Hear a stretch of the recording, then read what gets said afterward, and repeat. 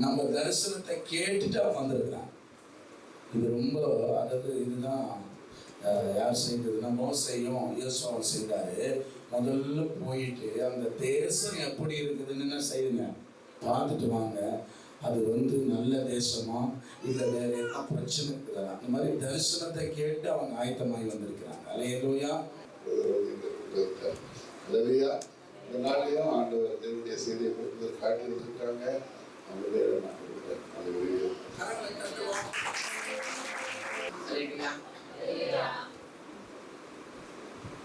கர்த்தர் நல்லவர் என்பதை நம்ம எல்லாரும் ருசித்து பார்த்திருக்கிறோம். அல்லேலூயா. சபையினுடைய ஒவ்வொரு காரியத்திலும் என்னென்ன சபைகளில் காரியங்கள் இருக்குது என்று சொல்லி பாஸ்டர் சொன்னாங்க.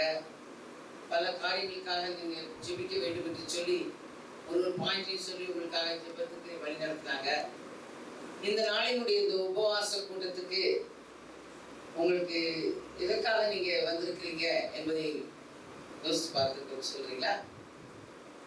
எதற்காக இந்த கூடுகை, இந்த 26ஆம் தேதி, ஜனவரி 26ஆம் தேதி நம்ம ஏன் கூடியிருக்கோம்? என்னமா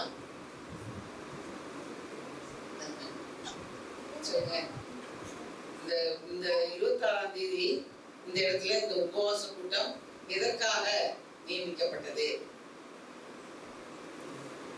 இது ஒரு லீவுன்றதுனால வச்சுங்களா ஐயா? ஒரு லீவு நாள்ல நம்ம ஒருத்தர் ஒரு வேலைக்கு போயிடுவாங்கல்ல. சிலர் சில இடத்துல ஓவர் டைம் போகலாம். சிலர் என்ன பண்ணலாம், குடும்பத்தோட எங்கேயாவது டூர் கிளம்பிடலாம், இல்லைன்னா பிக்னிக் போகலாம், இல்லைன்னா சினிமா போகலாம், எங்கேயோ போகலாம், சொந்தக்காரங்களை விசிட் பண்ணலாம். பல விதமாய் தங்களுடைய நேரங்களை, பணத்தை அவங்க செலவு பண்ணலாம். ஆனா நீங்க தேவனை நோக்கி பார்க்க வந்திருக்கிறீங்க. அல்லேலூயா. அல்லேலூயா. அவருடைய சமூகத்துல நம்ம எல்லாம் கூடி அவர் நமக்கு என்ன செய்ய போகிறார், நம்ம அவரிடத்துல ஜெபிக்கும் பொழுது நமக்கு என்ன கிடைக்கும், அவர் நமக்கு என்ன பேச போகிறார் என்று சொல்லி நம்ம வந்திருக்கிறோம். அதற்கு நான் ஆண்டவருக்கு நன்றி செலுத்துகிறேன். ஏன்னா ஒரு நாளாவது நம்ம ஆண்டவருக்கு நம்ம பிரித்து நேற்று நம்ம நீங்க ஞாயிற்றுக்கிழமை ஆராதனைக்கு வந்திருப்பீங்க இல்லையா? ஆராதனைங்க நடந்தது, அதுக்கு வந்தீங்க. திருப்பி அடுத்த 2 நாள் கூட வர்றதுக்கு நீங்க முயற்சித்து கரெக்டா நாங்கள் வரணும்னு சொல்லி வந்திருக்கிறீங்க. அதுக்காக நான் ஆண்டவருக்கு நன்றி செலுத்தினேன். பாருங்க, சனிக்கிழமை ஒரு லீவு, ஞாயிற்றுக்கிழமை லீவு, மண்டே லீவு, எல்லாரும் ஊருக்கு கிளம்பிடுறாங்க.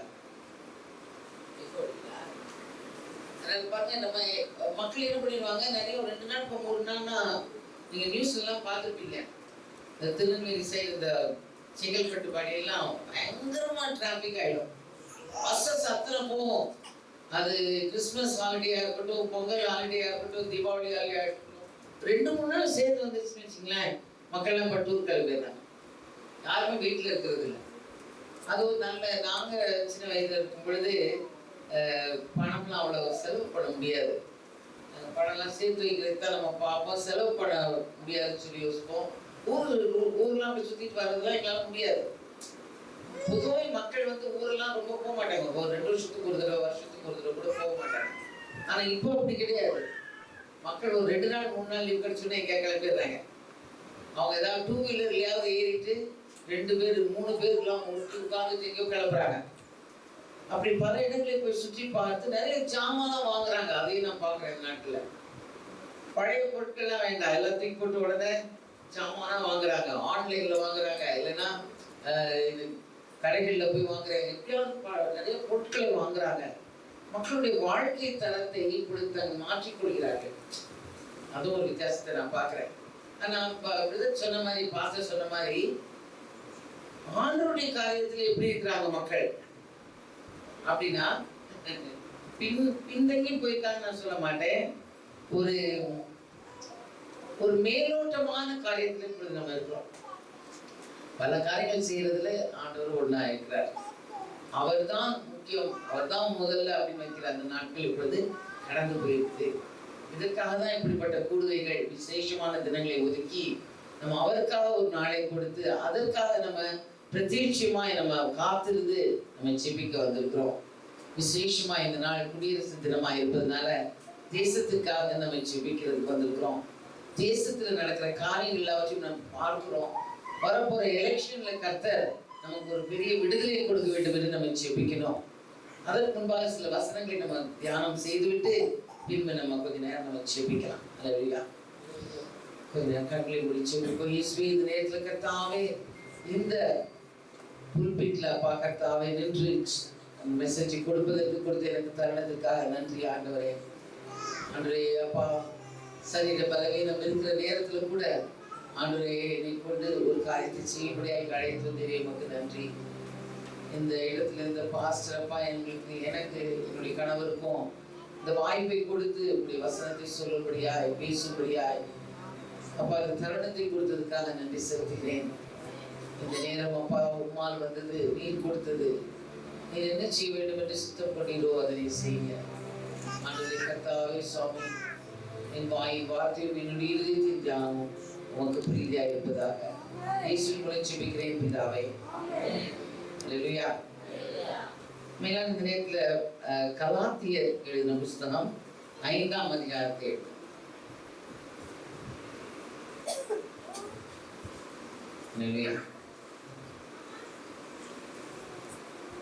கலாத்தியர் எழுதின புஸ்தகம்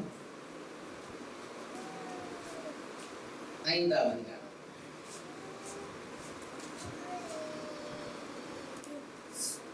நல்ல பைபிள்ல தேர்ச்சிட்டவர்களாக இருக்கிறீங்க. நம்ம வந்து 5ஆம் அதிகாரத்துல 16ஆம் வசனத்துல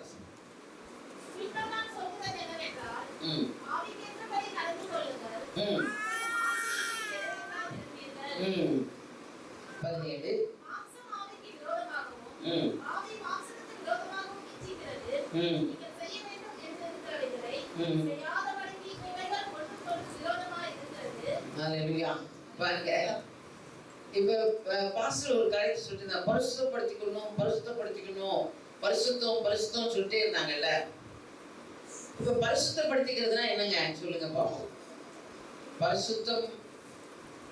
பரிசுத்தப்படுத்திக்கிறதுனா என்ன? பரிசுத்தம் நம்ம இல்லாம இருந்தோம்னா, ஒரு ஆள் பரிசுத்தமா இல்லைன்னா அவங்க என்னெல்லாம் எப்படிலாம் இருப்பாங்க?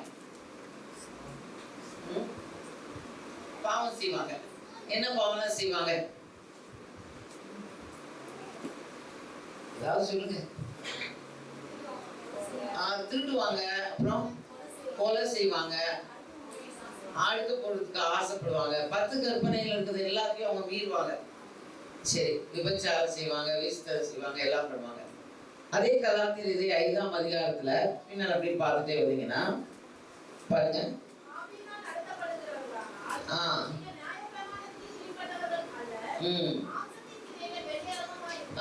மாம்சத்தின் கிரியை வெளியேறமாய். ஒரு பாவின்றவனுடைய வாழ்க்கை வெளியே பார்த்தா தெரிஞ்சிடும். வாழ்க்கை சொன்னாங்க இல்லையா, ஒரு குடிச்சிட்டு ஒருத்தன் ஓட்டினான்னா அவன் எல்லாருக்கும் ஆபத்து. அவன் குடிக்கிறான் அப்படின்னா நம்மளுக்கு என்ன தெரியும்? அவன் டாஸ்மார்க்ல போய் நின்று வாங்கி குடிக்கிறது நம்ம பார்க்கணும்னு அவசியம் இல்லை. ஆனா குடிச்ச பின்பு அவன் என்ன செய்வான்றதை நம்ம பார்க்கிறோம்.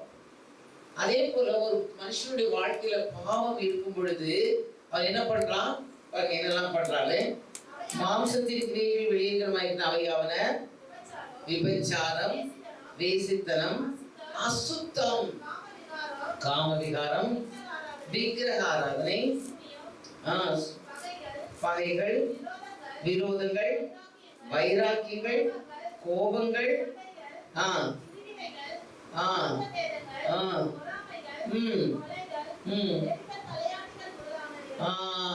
எவ்வளவு பெரிய லிஸ்ட் இருக்குல்ல.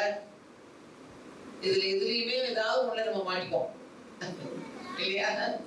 நம்ம ஒருவேளை நினைக்கலாம், நான் வந்து இந்த விபச்சாரம் செய்யல, நான் விக்கிரக ஆராதனை பண்ணல, ஆனா வேற எங்க போய் மாட்டுவோம்? நம்ம கோபத்துல வந்துரும், இல்லைன்னா சண்டை வந்துரும், இல்லைன்னா வைராக்கியம் வந்துரும். ஏதாவது ஒரு காரியத்துல நம்ம என்ன பண்ணிடுறோம்? மாட்டிக்கிறோம். ஏன்னா நம்மளுடைய இதெல்லாம் மாம்சத்தின் கிரியை. மாம்சம் என்பது நம்ம சரீரத்தினுடைய வெளிப்பாடு, நம்ம கிரியைகள். அது எங்க இருந்து உருவாகுதுன்னா நம்ம மைண்ட்ல இருந்து தான் உருவாகுது. இந்த காது ரெண்டுக்கும் இடையில ஒரு மனசு, அதாவது நம்முடைய சிந்தனை அது இருக்கு பாத்தீங்களா, அது பல காரியங்களை யோசிக்குது. அது யோசிக்கும் பொழுது பலர் பேசுறத கேக்குது. நம்ம சரீரத்துக்கு 5 வாசல்கள் இருக்கிறது. The body is 5 gates. அந்த 5 வாசல்கள் என்ன என்றால், நம்ம பார்க்கிறது என்னது? கண்ணு. கண்ணு தான் நம்ம உடலுக்கு என்னதுக்கு வெளிச்சமா இருக்கிறது. காது என்ன பண்ணுது? மூக்கு என்ன பண்ணுது? சுவாசிக்கிறதுக்கு கட்டாயம் எடுத்துட்டு போயிடுவோம். இல்லைன்னா வேற என்ன அதுக்கு ஒரு உணர்ச்சி இருக்கு? நுகர்ந்து பார்த்து. இப்போ சாப்பாடு கொண்டு வந்து ஒரு ஸ்மெல் வந்தது இல்லை, ஆட்டோமேட்டிக்கலி நமக்கு தெரியும் சாப்பாடு வருது. ஆனால் ஒரு இடத்துல ஏதாவது ஒரு சாக்கடை ஏதாவது இருந்தால் அப்புறம் நம்ம உடனே நோஸ் சொல்லிடும். ஓகே. இன்னொரு இது என்னது? நாக்கு என்ன பண்ணும்? ருசி பார்க்குது. அப்புறம் நம்ம உடம்புல இருக்கிற எல்லா விதமான ஸ்கின், தோல் எல்லாமே தொடு உணர்ச்சி. இப்ப இந்த 5 வகையான உணர்ச்சிகள் நமக்கு தேவை. ஏன்னா காது சரி, நம்ம ரோட்ல நடந்துட்டே இருக்கும்போது ஆன் அடிச்சா நம்ம கேட்கல, என்ன ஆயிடும்? ஆக்சிடென்ட் ஆயிடும். கண்ணு பார்க்காம தான் குளிக்க விழுந்துருவோம். வாசிக்கணும், நம்ம பார்க்கணும், எல்லாமே கண்ணு தேவைதான். அப்போ வெளி உலகத்தை நாம புரிந்து கொள்வதற்கு இந்த 5 வாசல்கள் நம்மளுக்கு தேவை வேணும். ருசி தெரியணும், இல்லைன்னா நம்ம பாய்சன் கூட எடுத்து குடிச்சிருவோம், இல்லை தெரியாதுல்ல. அதுபோல் நம்மளுக்கு ஒரு சூடு இருக்குது, சூடாக இருக்குன்னு தெரியலன்னா நம்ம போய் குடிச்சிருவோம். ரொம்ப குளிர்னா நம்ம போச்சிக்குவோம். நம்முடைய பாதுகாப்புக்காக, வெளி உலகத்தை நம்ம உணர்வதற்காக 5 வாசல்கள் நம்மளுக்கு புலன்கள் இருக்கிறது. ஆனா இந்த 5 நம்மளை என்ன பண்ணாங்கன்னா என்ன சொல்ற, மாம்சத்தினுடைய செய்திகள். இந்த 5 நமக்கு வெளி உலகத்தை நமக்கு சொல்லிக் கொடுக்கறதா இருந்தாலும், இந்த 5 ஒரு கண்ட்ரோல் அதுவே போல்டா எடுத்துக்க முடியாது. அதுக்கு உள்ள இன்னொன்று இருக்குது. நமக்கு நம்ம மனுஷன் மனது இருக்கிறது, நம்முடைய ஆத்மா இருக்கிறது. அந்த ஆத்மா தான் யோசிக்குது. அந்த ஆத்மா என்ன நினைக்கிறோம்? நம்ம இது எனக்கு வேணும் வேணாம் எல்லாம் நம்ம யோசிக்கிறோம். நம்மளுக்கு நினைவாற்றல் அந்த ஆத்மால தான் இருக்குது. அப்ப நம்மளுடைய எல்லா விதமான யோசனைகளை நம்ம சிந்திப்பது அந்த ஆத்மால தான் இருக்குது. அப்போ ஒரு மனுஷனுடைய ஆத்மா, இந்த சரீரம் ரெண்டுமே சேர்ந்து இன்னொரு பகுதி நமக்கு இருக்கிறது. அதான் நம்முடைய ஆவி. ஒரு மனுஷனுக்கு 1 தெசலோனிக்கேயர், அன்னைக்கு நான் அந்த வசனத்தை சொல்லாம நான் போயிட்டேன். 1 தெசலோனிக்கேயர் 5ஆம் அதிகாரம் 23ஆம் வசனத்தை எடுங்க. இந்த கிறிஸ்தவர்களாகிய நம்ம ரொம்ப புரிந்து கொண்டாதான் பரிசுத்த வாழ்க்கையை நம்ம வாழ முடியும். சமாதானத்தின் தேவன் தாமே உங்களை முற்றிலும் பரிசுத்தமாக்குவாராக. உங்கள் ஆவி, ஆத்துமா, சரீரம் முழுவதும் நம்முடைய கர்த்தராகிய இயேசு கிறிஸ்து வரும்போது குற்றமற்றதாய் இருக்கும்படி காக்கப்படும். ஹல்லேலூயா. இயேசு வரும்பொழுது குற்றமற்றமாய் இருக்கிறதுக்கு, நம்மளுக்கு பரிசுத்தமாய் இருக்கிறதுக்கு எந்த 3 காரியங்கள பரிசுத்தம் வேணும்ன்றார். 3 இடத்துல: ஆவி, ஆத்துமா, சரீரம். ஒரு அல்லேலூயா சொல்லலாமா? அப்ப பரிசுத்தமா இருக்கணும், பரிசுத்தமா இருக்கணும், பரிசுத்தமா இருக்கணும் ஜெபம் பண்றோம். ஆண்டவரே பரிசுத்தப்படுத்துங்க, பரிசுத்தப்படுத்துங்க. எதுல பரிசுத்தப்படுத்தணும், எப்படி பரிசுத்தப்படுத்திக்கணும்? இது ஒரு கேள்வி வரும்ல. வரப்பெல்லாம் இதே ஜெபம் பண்றோம், இதே கேட்கிறோம். அப்ப நம்மளுக்கு இந்த பாவங்கள்லாம் நம்மளுக்கு இருக்கான்னு முதல்ல செக் பண்ணணும். முதல்ல இந்த கலாத்தியர் 5 வச்சு இந்த லிஸ்ட் எல்லாம் பார்க்கணும். இதெல்லாம் நம்மளுக்கு இருக்குதா, நம்ம ஏதாவது செஞ்சுட்டு இருக்கோமா அப்படின்னு பார்க்கணும். சரி, அதை செய்யலப்பா அப்படின்னா செய்யறோம்னா நமக்கு தெரியும், சரி இங்கே நம்மளுக்கு ப்ராப்ளம் இருக்குது.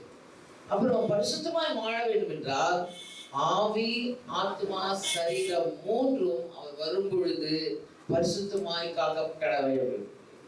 பரிசுத்தமாய் இந்த மாதிரி காத்துக்கொள்ள வேண்டும். அப்ப இந்த ஆவி எங்க இருக்கிறது? மனுஷனுக்குள்ள ஆவி தேவன் தந்த தீபம். அப்ப மனுஷனுடைய ஆவிதான். நம்ம ஒரு மனுஷன் செத்து போயிட்டா என்ன சொல்றோம்? அவனுக்கு ஆவி போயிடுச்சு, மனுஷனுடைய ஆவி போயிடுச்சு. அப்ப மனுஷனுடைய ஆவி பரிசுத்தம் இல்ல, மனுஷனுடைய ஆவி, மனிதனுடைய ஆவி உள்ள இருக்குது. அந்த ஆவி தேவனோடு தொடர்பு கொள்கிற ஒரு கெப்பாசிட்டி, அதற்கு ஒரு தன்மை இருக்கிறது. நம்ம சரீரத்துல வாயை திறந்து நம்ம அப்படியே பாட்டு பாடுறோம். நம்முடைய சிந்தனையில நம்ம வேற எதையாவது யோசிச்சுக்கிட்டே கூட வாய் பாடும். ஆனா நம்ம ஆத்மா, நம்ம ஆவி கனெக்ஷனே, தேவனோடு இருக்கிற கனெக்ஷன் நம்ம ஆவிதான். அல்லேலூயா சொல்லுமா? இந்த ஆவியை தேவன் ஆவியானவர் ஆவியாய் இருக்கிறார். அவரை தொழுது கொள்கிறவர்கள் ஆவியோடும் உண்மையோடும் தொழுது கொள்ள வேண்டும். தேவன் எப்படி இருக்கிறாரா? ஆவியா இருக்கிறார். அவர் ஆவிக்குரிய மண்டலத்துல தேவன் இருக்கிறார். நம்ம இந்த சரீர உடம்புல இருந்து, இந்த ஆத்மால இருந்து அவரை பார்க்க முடியாது, அவரோட பேச முடியாது. ஆனா நம்ம ஆவி அவரோடு பேசும். அல்லேலூயா. அப்ப நம்ம ஆவி தேவனுடைய ஆவியை, அதாவது தேவனை நம்ம பேசுறதுக்கு அது கெப்பாசிட்டி நமக்கு இருக்கு. இந்த 3 பகுதியில நம்ம ஆவி தேவனோடு இணைவதற்கு அதற்கு பலம் உண்டு. இந்த கனெக்ஷன் தான் ஆதாம் ஏவாள் பாவம் செய்யும் பொழுது கட்டாயிடுச்சு. அல்லேலூயா. தேவன் வருகிறார், அவர் ஆவியா வராரு. ஆனா எனக்கு தெரியுது தேவன் வராருன்றது அவன் பார்த்துறான். அவருக்கு உருவம் இல்லை, தேவனுக்கு உருவம் இல்லை, அவர் பாடியெல்லாம் வரல. ஆனா இவனுக்கு தெரியுது அது. அப்போ ஆவிக்குரிய மண்டலத்தை அவனால் பார்க்க முடியும். பாவம் வருது முன்னால, பாவம் வந்த பின்பு அது கட்டாயிடுச்சு. ஆனா இன்னைக்கு சொல்றாங்க நான் அந்த ஆஸ்காவியை பார்க்கறேங்கிறாங்க, சிலர் வந்து நான் ஏஞ்சல் பார்க்கறேங்கிறாங்க. ஆனா அது ஆண்டவர் ஆக்சுவலா பாத்தீங்கன்னா நிறைய இந்த மந்திரம் செய்யறவங்க எல்லாம் சொல்றாங்க நான் அந்த ஆவியை பார்த்தேன், இந்த ஆவியை பார்த்தேன்றாங்க. தேவன் அது அனுமதிப்பது இல்லை. அல்லேலூயா. செத்தவங்க ஆவிகிட்ட பேசணும், அங்க போய் பெரிய எங்க அம்மா செத்து போயிட்டாங்க, ரொம்ப ஏக்கமா இருக்கு, அவங்ககிட்ட பேசணும், சத்தத்தை கேட்கணும், இப்படிலாம் போறாங்க. செய்து மந்திரவாதிகள்கிட்டையும் குறி சொல்லிட்டு பிலி சொல்லி போயிடாதீங்க. அதெல்லாம் நம்ம நினைப்போம் ஒருவேளை நான் எங்க போறேங்க அப்படின்னு. நீங்க ஒண்ணுமே போக வேண்டாம், வீட்டுல நீங்க டிவி ஆன் பண்ணா அவனே சொல்றதுக்கு ரெடியா இருக்கான். நீங்க இந்த இதுல பிறந்தீங்களா, நீங்க அதுல பிறந்தீங்களா, நம்ம என்ன நினைக்கிறோம், சரி என்னதான் சொல்றான் பாப்போமே. நம்ம போய் கேட்கிறோம், அவன் ஏதோ சொல்றான், சொல்லட்டும் நடக்குதான்னு பார்ப்போம் அப்படின்னு நம்மளுக்குள்ள ஒரு கியூரியாசிட்டி, ஒரு உந்துதல். நான் பிராக்டிக்கலா பேசுறேன், சரியா? இல்லையா? உலகத்துல நடக்கிற காரியங்கள் தான். இப்ப இதுலயே நம்ம என்ன பண்ணணும், அந்த டைம்லயே நமக்கு ஆண்டவர் என்ன பண்ணிருக்கிறாரு, ஒரு சுயத்தை நம்ம கட்டுப்படுத்த நம்மளால முடியும். இப்ப எடுங்க, அது இதுல கீழே வாங்க, அந்த கலாத்தியர் 5ல கீழே வாங்க.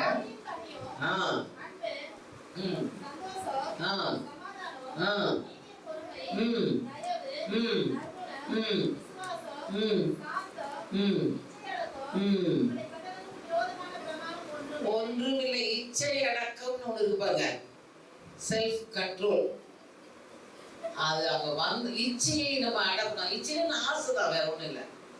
அவன் என்னதான் சொல்றான்னு கேட்போன்றதை விட நம்ம உடனே சேனலை மாத்த தெரியணும், இல்லைன்னா டிவி ஆஃப் பண்ண தெரியணும். நியூஸ் தான் கேட்கிறோம் போடுறோம், வெறும் நியூஸா சொல்றான் அவன். அதுல பாத்தீங்கன்னா பயங்கர ஆட் வருது, அதுல அருவருப்பான காரியங்கள் வருது. நம்ம என்ன தீர்மானம் எடுக்கணும், அது அந்த இந்த டைம் டு இந்த டைம் நான் நியூஸ் பார்க்கறேன்னா பார்த்த உடனே நம்ம டிவியை ஆஃப் பண்ண நம்ம கற்றுக்கொள்ள வேண்டும். அல்லேலூயா. நம்மளை கண்ட்ரோல் பண்ண முடியுமா? முடியும். இப்ப நான் அதுதான் வரைவேன். 3வது நம்ம ஆவி, எப்ப இந்த ஆவி தேவனை விட்டு பிரிந்தது, இல்லைன்னா அவரோட கனெக்ஷன் போனது ஆதாம் ஏவாள் டைப்பே முடிஞ்சு போச்சு. அப்ப ஆதாமும் ஏவாளும் நல்ல ஒரு ருசிகரமான ஒரு மாம்பழம் மாதிரி இருந்தவங்க வேப்பம்பழம் ஆயிட்டாங்க. வேப்பம்பழத்துக்கு காய் நீங்க போட்டீங்கன்னா அது என்ன பண்ணும், வேப்பமரம் தான் வரும், மாம்பழமா வரும், வராது. சரி, அப்ப ஆதாம் ஏவாளுடைய பிள்ளைகள் பாவத்தோடு பிறந்தாங்க. திருப்பி அவங்களுடைய பிள்ளைங்க பாவத்தோடு பிறந்தாங்க, அவங்க பிள்ளைங்க பாவத்தோடு பிறந்தாங்க, அவங்க பிள்ளைங்க பாவத்தோடு பிறக்கும் பொழுதே நம்ம பாவிகளாய் பிறந்து விட்டோம். அல்லேலூயா. நாம் பாவிகளா இருக்கும் பொழுதே தேவன் தன்னுடைய குமாரனை அனுப்பி நம்மை விடுதலை ஆக்கினார். அல்லேலூயா. நம்ம நல்லவர்களான பிறகு இல்ல, பாவியா இருக்கும்போதே அவர் அனுப்பிட்டாரு. அதான் ரோமர் 5:17 சொல்லுகிறது. எடுங்க, ரோமர் 5.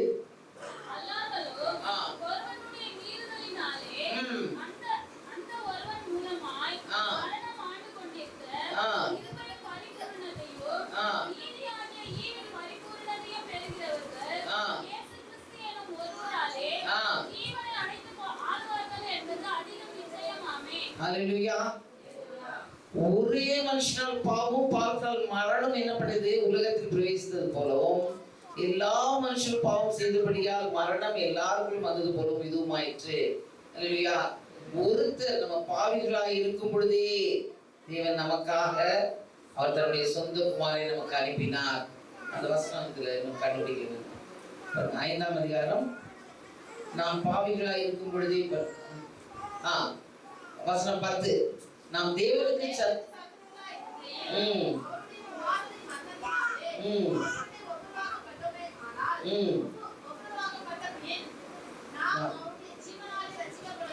அதிக நிச்சயமாமே. அல்லேலூயா.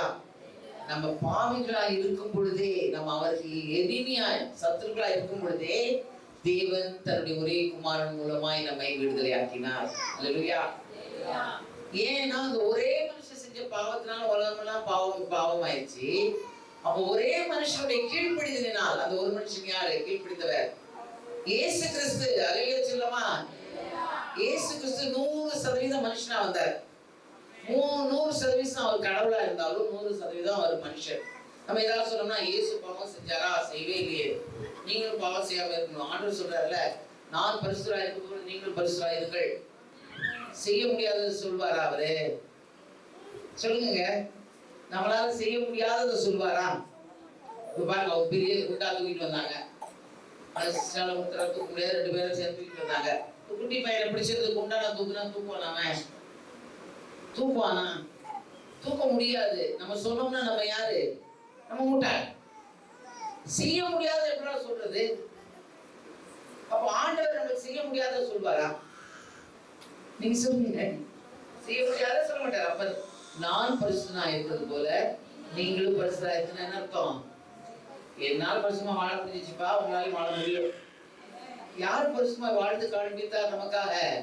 இயேசு கிறிஸ்து. அவர் கடவுள், அதனாலதான் வாழ்ந்தார். இல்ல, அவர் மனுஷனாய் வந்து வாழ்ந்து காண்பித்தார். அல்லேலூயா. அது முதல்ல நம்ம நினைக்கணும், அவர் மனுஷனாய் வந்தார். இதான் நம்ம கேட்பாங்க வாலிப பிள்ளைகள், இல்லைன்னா நம்ம கூட வேலை பார்க்கறவங்க, படிக்கிறவங்களாம் கேட்பாங்க, அவர் கடவுளுங்க. அதான் செஞ்சார். கடவுள்னால இல்ல, அவர் மனுஷனா இருக்கும் பொழுது அவரால் பரிசுத்தமா இருக்க முடிந்தது. அவருக்கு நம்மளை போல மாம்சமும் ரத்தமும் இருந்தது, சதை இருந்தது. அவருக்கு பசி வந்துச்சு, அவரு தூங்கினாரு. அவரும் என்ன பண்ணாரு? ரொம்ப டயர்ட் ஆயிட்டாரு. அப்ப தூக்கம் வருது, பசி வருது அவருக்கும். அவரும் நம்மளை போல குளிக்கணும், அவருக்கும் எல்லாம் பல் வளர்க்கணும், டாய்லெட் போன எல்லாமே இருந்திருக்கும். அவர் இந்த சரீரத்தினுடைய எல்லா பாடுகளும் அவருக்கு இருந்தது.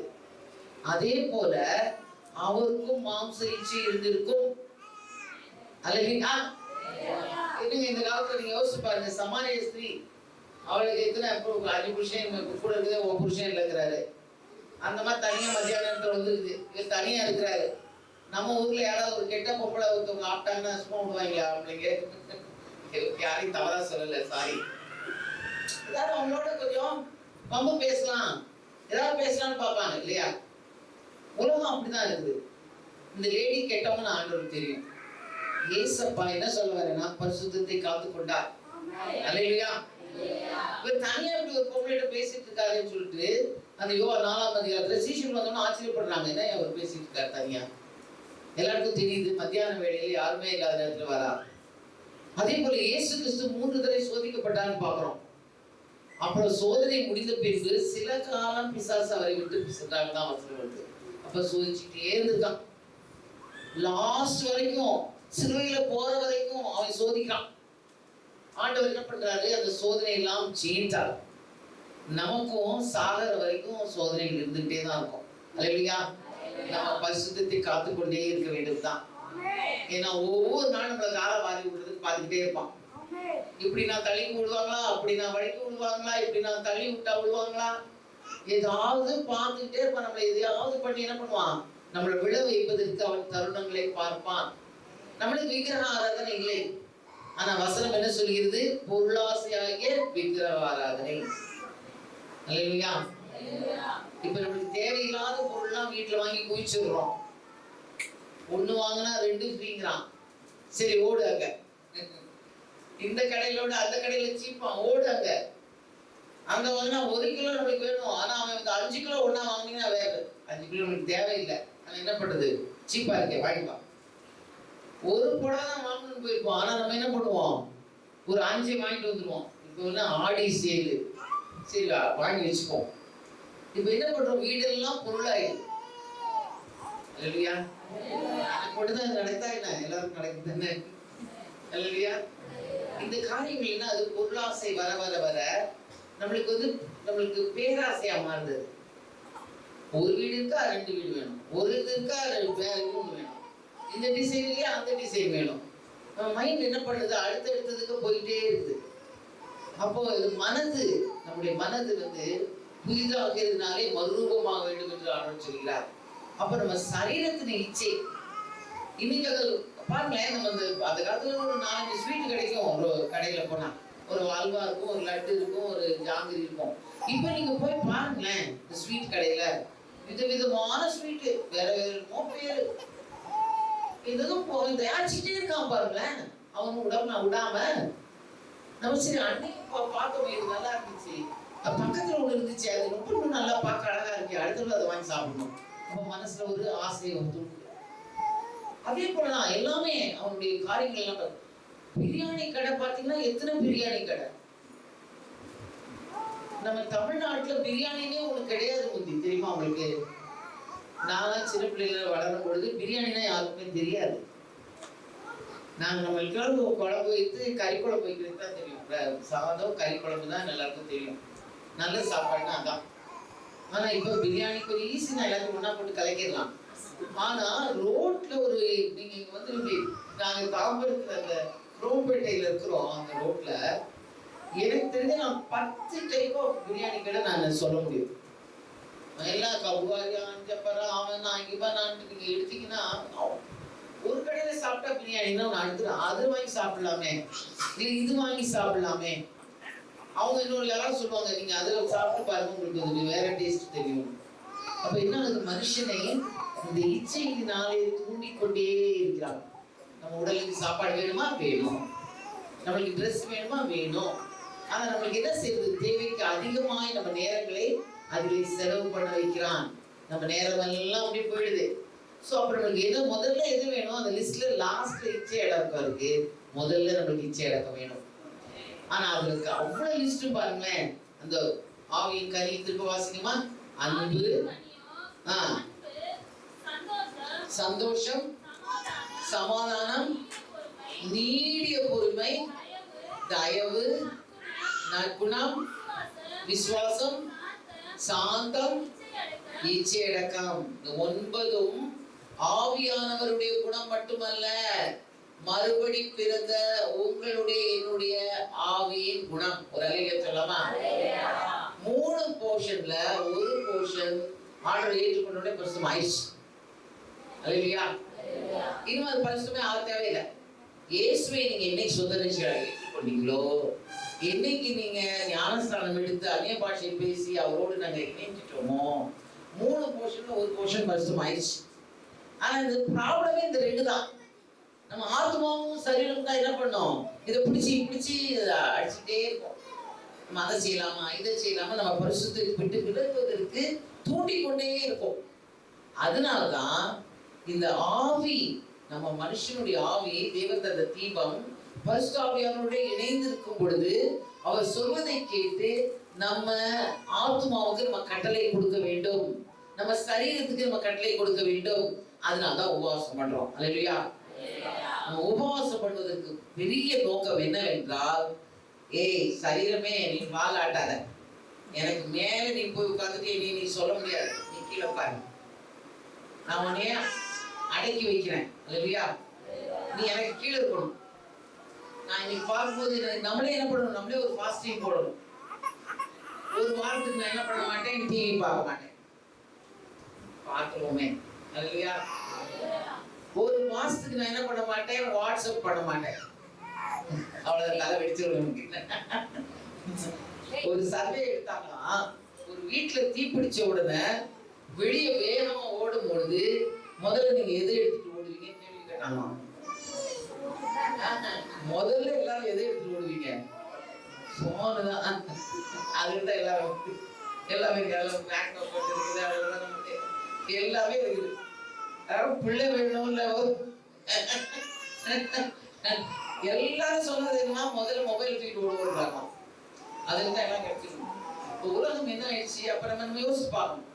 நம்ம சைலண்ட்ல போட்டுட்டு கொஞ்ச நேரம் தூங்குனா கூட நம்மளால என்ன பண்ணுது, அப்ப ஏதாவது பிசினஸ் போயிருமோ, அப்ப யாராவது கூப்பிடுவாங்களோ, நம்மளுக்கு பல விதமான யோசனைகள் வருது இல்ல. எத்தனை பேர் சைலண்ட்ல போட்டு தூங்குவீங்க சொல்லுங்க. Very good. நம்ம நினைக்கிறோம் சைலண்ட்ல போட்டு தூங்கணும்னா, யாருக்கும் ரொம்ப எமர்ஜென்சி கூப்பிட்டுட்டாங்கன்னா பயப்படும். நல்ல நோக்கத்தோடு தான் நம்ம செஞ்சு செய்யறோம். ஆனா என்ன பண்ண, நம்ம நம்ம நம்ம அடக்க நம்ம கட் பண்ண ட்ரை பண்ணணும். உலகத்தோடு நம்ம ஒன்றி வாழ்வதற்கு இதெல்லாம் நம்மளுக்கு தடையை நம்மளை வந்து அதை நம்மளுக்கு டெம்ப்டேஷன் கொடுத்தோ அதெல்லாம் நம்ம தடை பண்ணணும். திங்கிங்கே பண்ணிடணும். அந்த தாட்ல வரும்போதே நம்ம வந்து அதை கட் பண்ணணும். எடுத்து 1 கொரிந்தியர் 10ஆம் அதிகாரம் 1 கொரிந்தியர் 10ஆம் அதிகாரம் 1 இருந்து வாசிட்டே வாங்க. 4-5 தான் மெயின்.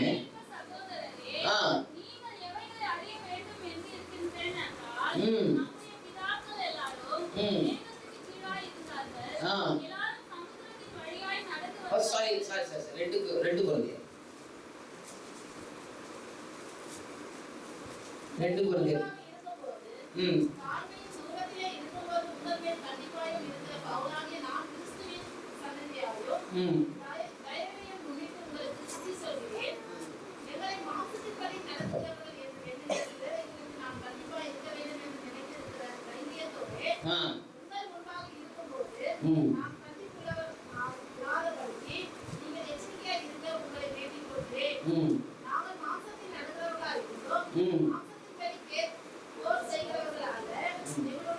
போர் செய்கிறவள் அல்ல.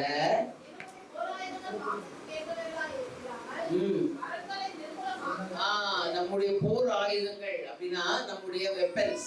அதுக்கு போர் ஆயுதத்துக்கு என்ன சொல்றது நல்லது ஈஸியான தமிழ்ல? ஆயுதங்கள். நம்ம ஒரு திருடன் வீட்டுக்குள்ள வந்துட்டா நம்ம எல்லாம் என்னத்தை வச்சு அடிப்போம்? ஒரு கொம்பு, கரண்டி. கரண்டி வச்சுலாம் அடிச்சா போதுமா? சரி, அப்புறம் நீங்க வந்து ஏதாவது உலக்க இந்த மாதிரி கட்சி ஏதாவது ஏதோ வச்சு வளர்த்துறீங்களா? சரி, அந்த லைசன்ஸ் கொடுத்துருக்காங்க கன்னுக்குன்னா. நம்ம ஒரு கன்னு கூட வச்சிருப்பாங்கல்ல, அது தற்காப்புக்காக தான் கன்ஸ்லாம் கொடுக்குறாங்க. இப்போ அவன் வந்து நம்மளை ஷூட் பண்ணுறது, நம்ம அவனை ஷூட் பண்ணிட்டு, அப்போ நம்ம என்ன ஆயுதங்கள் நம்மளுக்கு இருக்கிறது. இந்த ஆயுதங்கள் நம்ம அப்புறம் பார்ப்போம். இப்போ பாருங்க, அது 5ஆம் வசனத்தை வாசிங்க.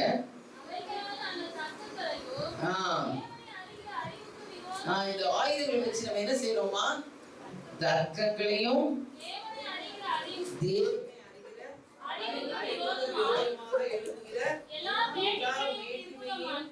நிர்மூலமாக்கி எந்த எண்ணத்தையும் கிறிஸ்துவுக்கு கீழ்ப்படிய சிறைப்படுத்துகிறவர்களாய் இருக்கிறோம். அல்லேலூயா. எல்லா எண்ணத்துல வந்த உடனே என்ன பண்ணிடணும்? சிறப்பிச்சிடணும். இல்லையா? இங்க ஒரு கேம் இருக்கும், பேக்மேன் சொல்றாரு. சின்னதா வரும், கம்ப்யூட்டர் கேம். அப்போ ஏதாவது ஒரு சின்ன கிருமி வர மாதிரி இருந்தா என்ன பண்ணிடணும்? போய் சாப்பிடணும். அப்புறம் நம்ம தாட்ஸ் ஒன்று மைண்ட்ல ஒரு தாட் வந்த உடனே என்ன பண்ணிடணும்? நீங்க அதை கிறிஸ்துவுக்கு கீழே கொண்டு வரணும். அலையிலே செல்லமா? அது உங்களாலே என்னால செய்ய முடியும். அதான் இச்சை அடக்கம். அல்லேலூயா. அப்ப எனக்கு ஐயோ அவங்களை பார்த்தா என்ன மன்னிக்க முடியலையே, இவங்களை பார்த்தா எனக்கு அன்பு இல்லையே, இவங்களை பார்த்தா எனக்கு கோபம் வருது அப்படின்னா இந்த 9 போர்ஷன், அதாவது ஆவியின் கனி, இந்த 9ம் நம்மளுக்கு எல்லாருக்கும் நம்ம ஆவியில இருக்கு. ஒருத்தவங்களை பார்த்தா கோபம் வருதா, ஒருத்தவங்களை பார்த்தா நம்ம அன்பு செலுத்த முடியலையா, அப்ப நம்ம என்ன நினைக்கணும்? என் ஆவியில நான் இயேசுவை போல இருக்கிறேன். ஆவியானவருடைய குணம், இயேசுவின் குணம் என் ஆவியில இருக்கிறது. அது மறுபுறம் பழகிச்சு, அது இயேசுவாய் மாறிடுச்சு. அப்ப இதெல்லாம் என்னால செய்ய முடியும் என்று நம்ம விசுவாசிக்க வேண்டும். இல்லையா? அந்த விசுவாசிக்க முடியாதபடி நம்ம தவறு செய்யும் பொழுதுதான் நம்ம பரிசுத்தத்தை இழந்து போயிடும். ஐயோ ஆண்டவரே, நான் தவறு செஞ்சுட்டேன், ஆனா அந்த நான் செஞ்ச தவறுக்காகவும் நீங்க எனக்கு ரத்தம் செஞ்சுட்டீங்க, அதுக்காகவும் எனக்கு நன்றி. நான் என்ன செய்யணும்? இனிமே நான் அதை செய்யாதபடி எனக்கு இந்த இச்சை அடக்கத்தை என்னை பலப்படுத்துங்க. நான் உண்மை போல மாற வேண்டும். இல்லையா? இந்த தடவை நான் தவறு பண்ணிட்டேன், இனிமே நான் செய்ய மாட்டேன். அப்ப என்ன பண்ணணும்? நம்ம போர் ஆயுதங்களை வைத்து தர்க்கங்கள், யாராவது தர்க்கம் பண்றாங்களா, ஆய்வு பண்ண வராங்களா, ஆண்டவராக இயேசு கையில் கொண்டு வந்திருக்கேன். அல்லேலூயா. என்னுடைய நாங்க வந்து ஆண்டவரை ஏற்றுக்கொள்வதற்கு முன்பாக நாங்க நல்ல கிறிஸ்துவ குடும்பத்துல தான் பிறந்து வளர்ந்தவங்க தான். ஆனா படிப்பு இதெல்லாம் இருக்கிறதுனால, அதாவது என்ன சொல்ல, தேவனை சார்ந்து வாழ்கிற வாழ்க்கை இல்ல, மறுபிறப்பின் அனுபவம் இல்லை. அப்படிதான் சபைகளுக்குள்ள வாழ்ந்தோம். ஆனா ஆண்டவரை ஏற்றுக்கொண்ட பின்பு கொஞ்சம் கொஞ்சமா அந்த அவருடைய வசனம் நம்மை புதுப்பிக்கும் பொழுது ஆண்டவர் நம்மை மாற்றுகிறார். அப்ப ஒரு மனுஷனுக்கு இந்த வசனம் என்ன? ஒரு கண்ணாடின்னு சொல்றாங்க இல்லையா? இப்ப கண்ணாடி முன்னால் நம்ம போய் இருந்தோம்னா என்ன தெரியும்? நம்ம முகத்தை ஒருத்தருமே உங்க முகத்தை நீங்களே பார்த்திருக்கீங்களா?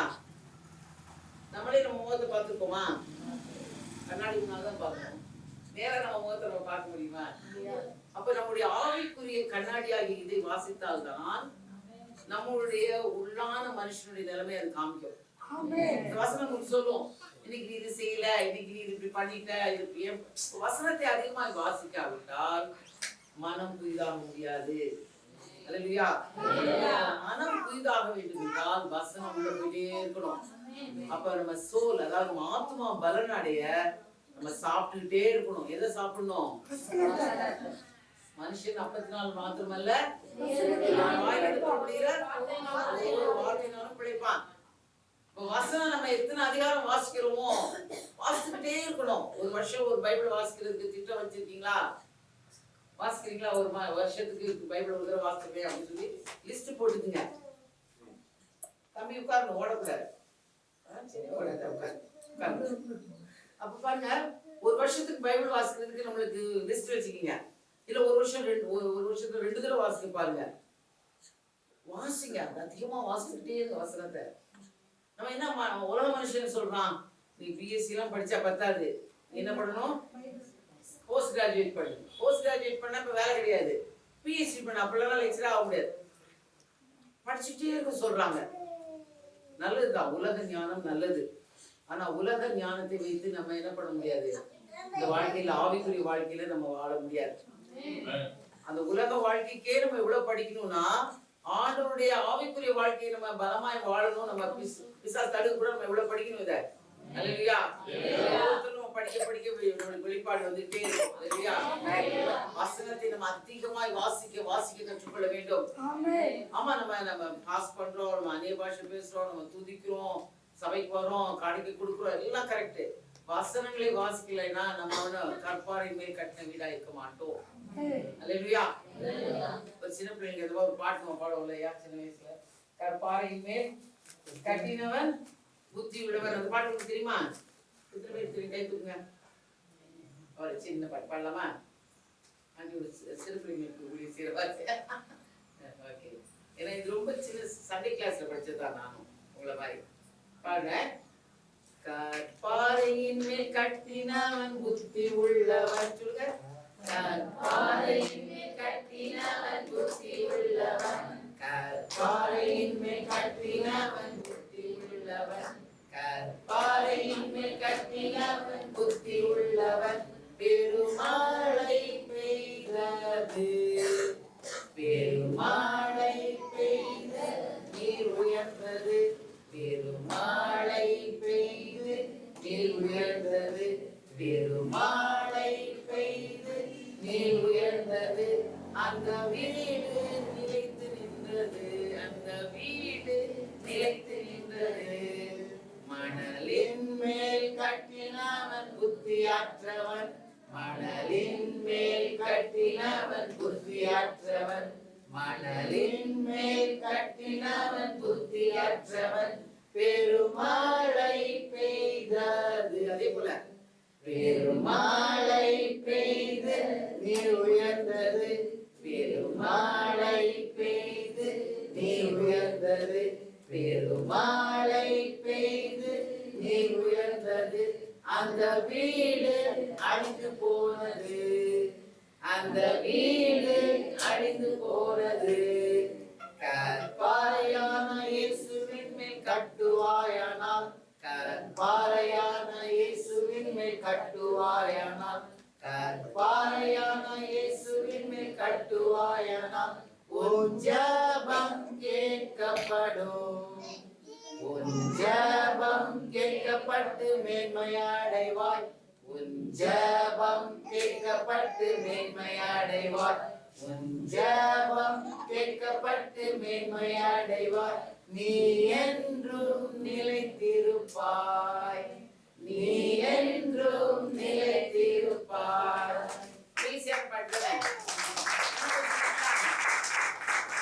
கற்பாறையாகிய இயேசுவின் மேல் கட்ட வேண்டும். 2 வீடு இருந்துச்சு. 2க்கும் ஒரே ப்ராப்ளம் தான். மழை வந்துச்சு, புயல் அடிச்சிச்சு, காத்து வீசிச்சு. ஒரு வீடு நிக்குது, ஒரு வீடு விழுந்துருச்சு. புயல்லாம் வருது இல்லையா? அப்போ சில வீடு நிக்குது, சில வீடு போயிடுது. ஏன்? அஸ்தி மகிழ்ச்சியான சரீரம். அல்லேலூயா. எல்லார் வீட்லயும் வேலை போகுது, எல்லார் வீட்லயும் கல்யாணம் ஆனா பிள்ளை இல்ல, சிலருக்கு வேலை இல்ல, இல்லைன்னா ஏதாவது பிரச்சனை. ஆனா என்ன நடக்குது? ஆண்டவருக்குள் கட்டப்பட்டவங்க என்ன ஆவாங்க? நிலைத்து நிற்பாங்க. பிரச்சனை வராமல் இருக்காது. உங்களுக்கு இந்த உலகத்தில் உபத்திரவங்கள் உண்டு, ஆனால் நான் உலகத்தை ஜெயித்தேன். அவர் எனக்குள் இருக்கிறார். அல்லேலூயா. அல்லேலூயா. நம்ம ஆவியானவரை ஏற்றுக்கொள்ளாம, அதான் பெரிய பாவம் உலகத்துல. இதுங்க யோவான் 3ஆம் அதிகாரம், எல்லாருக்கும் தெரிந்த வசனம். என்னது வசனம்? யோவான் 3:14 வாசிங்க. உலகத்திலேயே அதிகமாய் தேவன் தம்முடைய ஒரே பேரான குமாரனை விசுவாசிக்கிறவன் எவனோ அவன் கெட்டுப் போகாமல் நித்திய ஜீவனை அடையும்படிக்கு அவரை தந்தருளி இவ்வளவாய் உலகத்தில் அன்பு கூர்ந்தார். அல்லேலூயா. தேவன் தம்முடைய ஒரே பேரான குமாரனை விசுவாசிக்கிறவன் எவனோ அவன் கெட்டுப் போகாமல் நித்திய ஜீவனை அடையும்படிக்கு அவரை தந்தருளி. ஏன் அப்படி அவர் பண்ணார்னா, அடுத்த வசனம், உலகத்தை உலகத்தில் அனுப்பாமல் அவரை உலகம் ரட்சிக்கப்படுவதற்காகவே அனுப்பினார். அப்ப ஏன் இயேசுவை அனுப்பினார் உலகத்துல? நம்ம ரட்சிக்கப்படுவதற்கு. ஆனா உலகம் தண்டனை அடைந்து நரகத்துக்கு போகாமல் இருப்பதுக்கு தான் அவர் இயேசுவை அனுப்பினார். அடுத்த வசனம் வாசிங்க. அவரை விசுவாசிக்கிறவன் அவர் விசுவாசிச்சா நமக்கு நியாய தீர்ப்பு கிடையாது, நம்ம நரகத்துக்கு போக மாட்டோம். விசுவாசியாதவனோ ஒரே பேரான குமாரனுடைய நாமத்தில் விசுவாசம் உள்ளவனாய் இராதபடியினால் அவன் ஆக்கினைக்கு தீர்ப்புக்கு உட்பட்டாயிற்று. பாருங்க, ஒருத்தன் வந்து இயேசு கிறிஸ்து உலகத்துல வந்தாச்சு, வந்த பிறகும் எனக்கு இயேசு கிறிஸ்து வேணான்னா அதுதான் முதல் ஒரே பாவம். நியாயத்திற்கு நாள்ல ஆண்டவர் என்ன கேட்க போறாரு? நீ என்ன பாவம் பண்ண அப்படின்னா, முதல் பாவம் என்ன? ஒரே பாவம் என்ன? இயேசு கிறிஸ்துவை ஏத்துட்டீங்கன்னா அதான் பாவம். ஏன்னா வந்துட்டார். பழைய பாட்டுக்காக பல கதைகள் நம்ம சரித்திரங்களை சொல்றோம். நம்ம மோசே, அப்புறம் யோசுவா, என்னென்னமோ சொல்றோம் இல்லையா? எலியா, எலிசா, ஏசாயா எல்லாம். இயேசுவை பார்க்கலாம் அவங்க. இயேசு வரல அப்ப. இல்லையா? அவங்களுக்கு வெளிச்சம் வரல. அதுக்கு அடுத்த வசனம் பாருங்க. ஒளியானது உலகத்தில் வந்திருந்தும் இருந்தபடினால்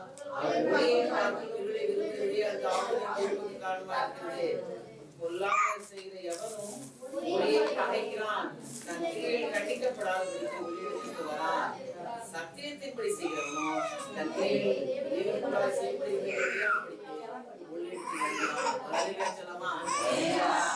பூச்சானது வெளிச்சது பார்த்தோம்னா அவ்வாறு போகும், யாரும் கூப்பிட வேண்டாம். அதே போல உங்களோட பாவம் இருந்தது என்றால், பாவமா இருட்டு இருக்கிறது என்றால், இயேசு என்று லைட்டை போட்டோன்னு இருட்டு ஓடிடும். நம்ம ரொம்ப எடுத்துட்டு இருக்க வரட்ட வேண்டாம், இருக்கை போன்னு சொல்ல வேண்டாம், உபவாசம் பண்ணி ஜெபம் பண்ண வேண்டாம்.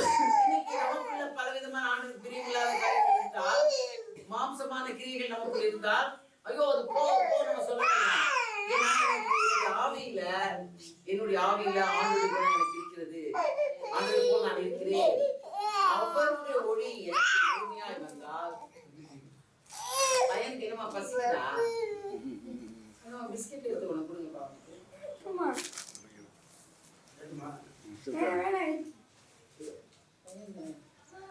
அப்ப நம்ம என்ன பண்ணோம்னா, ஒரு நம்மளுடைய வாழ்க்கையில ஒரு பாவமான வாழ்க்கை இருக்கிறது, இது எனக்கு மாறணும்னா, ஐயோ நான் பாவம் பண்ணனே மாறணுமே இல்லாம வசனத்தை நம்ம வாசிக்கும் பொழுது, அதை தியானிக்கும் பொழுது, அவரோடு நம்ம துதித்து ஆராதிக்கும் பொழுது, அப்படியே நம்ம மனசு என்ன பண்ணோம்? பரிசுத்தமாய் மாற ஆரம்பிச்சோம். அல்லேலூயா. தயவு செய்து நம்ம நினைச்சிங்க, ஞானஸ்தானம் எடுத்து ஆண்டவரை ஏற்றுக்கொண்டோமோ நம்ம எல்லாருக்கும் நம்ம ஆவியில இயேசுவை போல இருக்கிறோம். ஆனா நம்ம ஆத்மாவிலும் சரீரத்துலதான் நம்மளுக்கு என்ன பண்றோம்? அப்பப்போ விழுந்து எந்திரிக்கிறோம், கண்ணி வச்சு குடிச்சுட்டே இருக்காங்க பிசாசு. ஆனா நம்ம இயேசு ரத்தம் சிந்து நம்மளுக்கு பரலோகத்துக்கு சென்றுட்டாரு. அவர் உயிரோடு எப்படி பரலோகத்துக்கு சென்று பரிசுத்தவான்கள் ஆனந்த பெண்கள் நம்ம பிறந்திருக்கோம். அதுக்கு முன்னால இல்ல, அதுக்கு முன்னால நியாயப்பிரமாணம் இருந்துச்சு, கட்டளைகள் இருந்துச்சு, எல்லாம் இருந்தது. பின்னால என்ன இருக்கிறது? நம்ம இப்ப கிருபையின் காலத்துல இருக்கிறோம். ஒரு அலையில செல்லமா கிருபையின் காலத்துல இருக்கிறதுனால அவர் இயேசு நம்மளுக்கு எல்லாவற்றையும் மன்னித்து விட்டார், நமக்கு ரத்தம் சிந்தி விட்டார், திரும்ப வரப்போகிறார். அவரை போல என்னை மாற்றுவதற்கு ஆவியானவரை அனுப்பியிருக்கிறார். எனக்கு எத்தனை விதமான டூல்ஸ் இருக்குது பாருங்க. இந்த நாட்கள்ல நம்ம அந்த காலத்துல நம்ம ஊருக்குலாம் போனா எவ்வளவு கஷ்டம்.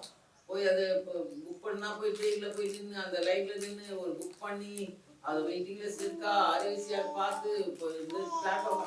இப்பதான் பாருங்க எல்லாம் ஆன்லைன்ல புக் பண்றோம். இது இவ்வளவு லைஃப் இவ்வளவு ஈஸி ஆயிடுச்சு. போனெல்லாம் கிடையாது. ஒரு STD போடணும், அங்க வந்து பூத்துல நின்று PCOல போய் நிக்கணும், இல்லைன்னா ஒரு நம்பர் கொடுக்கணும். இப்ப எல்லார் கையிலும் மொபைல் இருக்குது. இப்ப யோசிச்சே பார்க்க முடியல. அப்படி ஒரு வாழ்க்கை நம்ம வாழ்ந்தாங்களானே நம்ம யோசிக்க முடியாத அளவுக்கு நாட்டு எல்லாவற்றையும் மாறிக்கொண்டே வருகிறது. அதே போல வேதத்தை பற்றி அதை நம்மளுக்கு சொல்லிக் கொடுப்பதற்கு, அதை நம்மளுக்கு விளக்குவதற்கு எத்தனையோ உபகரணங்கள் இருக்கிறது.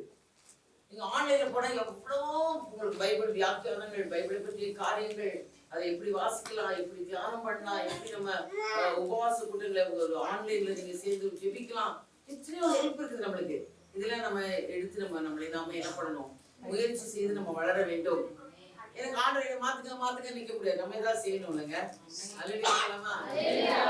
நான் டெய்லி நான் ஒரு ஆள் அப்படியே இருக்காருன்னு வச்சுங்களேன். அவர் சரியா குளிக்க மாட்டாரு, சரியா அவர் இது பண்ண மாட்டாரு, வேலைக்கு போக மாட்டாரு, எப்ப பார்த்தாலும் கடனை வாங்குவாரு, இல்ல குடிச்சிட்டு வந்து பிள்ளைங்க அடிப்பாரு, இல்லைன்னா ஒரு ஒய்ஃப் அந்த மாதிரி இருக்காருன்னு வச்சுங்களேன், கோபமா இருக்கிறாங்க, எப்ப பார்த்தாலும் கொடுக்குற பணத்தை விட ஜாஸ்தி செலவு பண்ணுவாங்க, அங்கெல்லாம் கடனை வாங்கிடுவாங்க, போய் சொல்லுவாங்க. ஏதோ ஆம்பளை பொம்பளே கிடையாது, யாரோ ஒரு பாவம் வீட்டுல இருந்து அவங்க மாறணும்னு நினைச்சா அதற்கான மாறுவதற்கான சில காரியங்கள் அவங்களுக்கு முன்னெடுக்க வேண்டும். நான் செய்யறதே செஞ்சிட்டு இருப்பேன், ஆனா மாறணும்னா முடியுமா? நான் அதே நேரம் தான் இருப்பேன், அதே போல நான் செய்வேன்.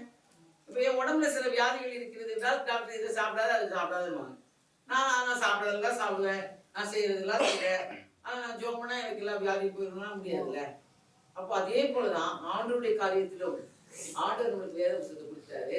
இதை தலைமை கையில வச்சு படுத்தா நம்மளுக்கு நல்லா எத்தனை பேர் எக்ஸாம் போறதுக்கு இது பக்கத்துல வச்சு படுப்பீங்க இல்லையா? படுப்போங்க. பேய் வரக்கூடாதுன்னு சிலருக்கு பேய் வரக்கூடாதுன்னா பைபிளை பக்கத்துல வச்சு படுத்துக்க வேண்டியதான். ஆனா இந்த வசனம் நமக்கு உள்ள இருக்கணும். அல்லேலூயா. நாம் அதாவும் அது நாமாவும் அறிய வேண்டும். அப்ப இந்த வசனத்தினுடைய பவர்லாம் நமக்கு இருக்கிறது.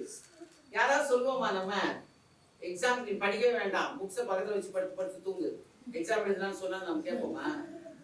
பைபிள் போட்டு எல்லாம் நம்ம செய்வோம். பைபிளை மட்டும் பக்கத்துல வச்சு படுத்துக்கலாம். பரிசுத்தமா இருக்கணும், பாதுகாப்பா இருக்கும்னு நினைக்கிறோம். ஆனா உலக புத்தகத்தெல்லாம் கரைச்சி குடிக்க சொல்லுவோம் இல்ல. அப்ப இதை நம்ம எத்தனை தடவை கரைச்சி குடிச்சிருக்கோம்.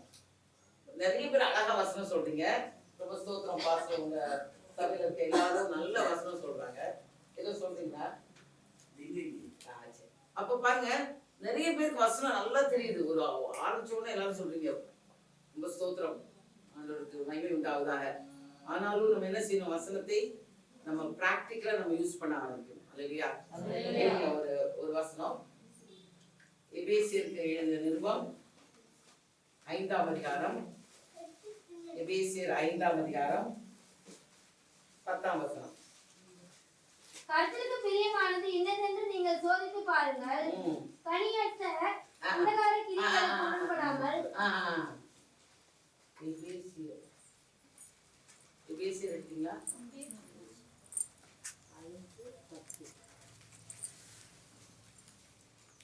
மெல்கிசேதேக்கின் முறைமையின்படி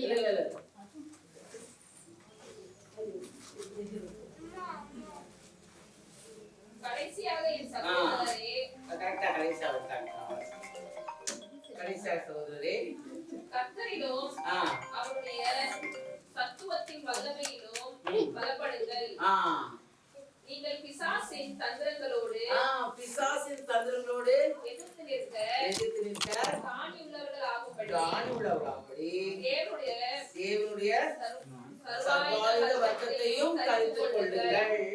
ஏனெனில் மாம்சத்தோடும் இரத்தத்தோடும் அல்ல, துரைத்தனங்களோடும் அதிகாரங்களோடும் இப்பிரபஞ்சத்தின் அந்தகாரங்களோடும் வானமண்டல பொல்லாத ஆவிகளின் சேனைகளோடும் நமக்கு போராட்டம் உண்டாகும். யார் தீங்கு நாளில் எதிர்க்கவும் சகலத்தையும் எதிர்கொள்கிறவர்களாக இருக்கும் பிராணிகளவர்களாக தேவனுடைய சர்வாயுதத்தையும் நீதி என்னும் மார்க்கவசத்தை தருகிறார். சமாதானத்தை சுவிசேஷத்தில் ஆயத்தமின் பாதத்திலே காலில் கொண்டுள்ளார்.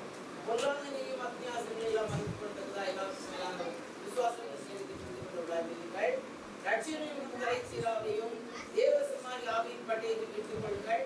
எந்த சமயத்திலும் எல்லாரும் விதமான வீடுகளோடு விண்ணப்பத்தோடு ஆவினாலே ஜெபம் பண்ணி அதுபோல் மனோபூர்த்தியோடு சகலப்படுத்துவதற்காகவும் வேண்டுதலோடு விழித்துக் கொண்டிருங்கள். அல்லேலூயா. அப்ப நமக்கு எத்தனை ஆயுதம் கொடுத்திருக்காரு பாருங்க. சத்தியம் என்னும் கச்சை, ரெண்டுனா உண்மை, ஆயுதம் உண்மை. ரோட்டு நடந்து போது பேண்ட் கண்டு சின்ன பேண்ட், ஆடு கண்டு சுடிதார் வித்தியாசம். அப்போ உண்மை காலம் வராமல் உண்மை பேசு. சத்தியம் மறைக்கச்சு. நீதி என்னும் மார்க்கவசம். நம்ம சுய நீதி இல்ல. நான் எல்லாம் நான் போனா செத்தவங்க உயிரோடு இருக்கிற வளமை நமக்கு இருக்கா? இருக்கு. கண்களை கூடா இருக்கவங்களுக்கு நம்ம ஜெபம் பண்ணா கண் சித்தரித்தா இருக்கு. அது செய்த பின்பும் நம்ம என்ன செய்யணும்? என்னுடைய பலன் அல்ல, நான் செய்தேன். இல்லையா? நான் அவ்வளோ படிச்சிருக்கேங்க, எந்த ஜாதிங்க, நான் எங்க அப்பாவுக்கு தெரியுமா அம்மாவுக்கு தெரியுமா, அதெல்லாம் சுய நீதி. இல்லையா? நம்ம நீதியெல்லாம் மாற்றலாம். இயேசு கிறிஸ்துவினாலே நான் அவருடைய நீதி, அவரால் கழுவப்பட்டேன். அல்லேலூயா. ரத்தத்தினாலே கழுவப்பட்டேன், பரிசுத்தமாக்கப்பட்டேன். ரத்தத்தினாலே கழுவப்பட்டேன், பரிசுத்தமாக்கப்பட்டேன், மீட்கப்பட்டேன்.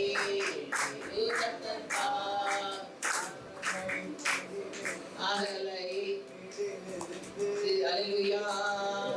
மீட்கப்பட்டேன்,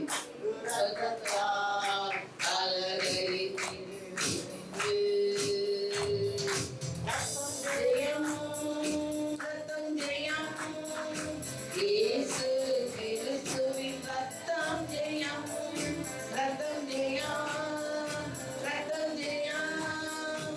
இயேசு கிறிஸ்துவின் ரத்தம் ஜெயம்.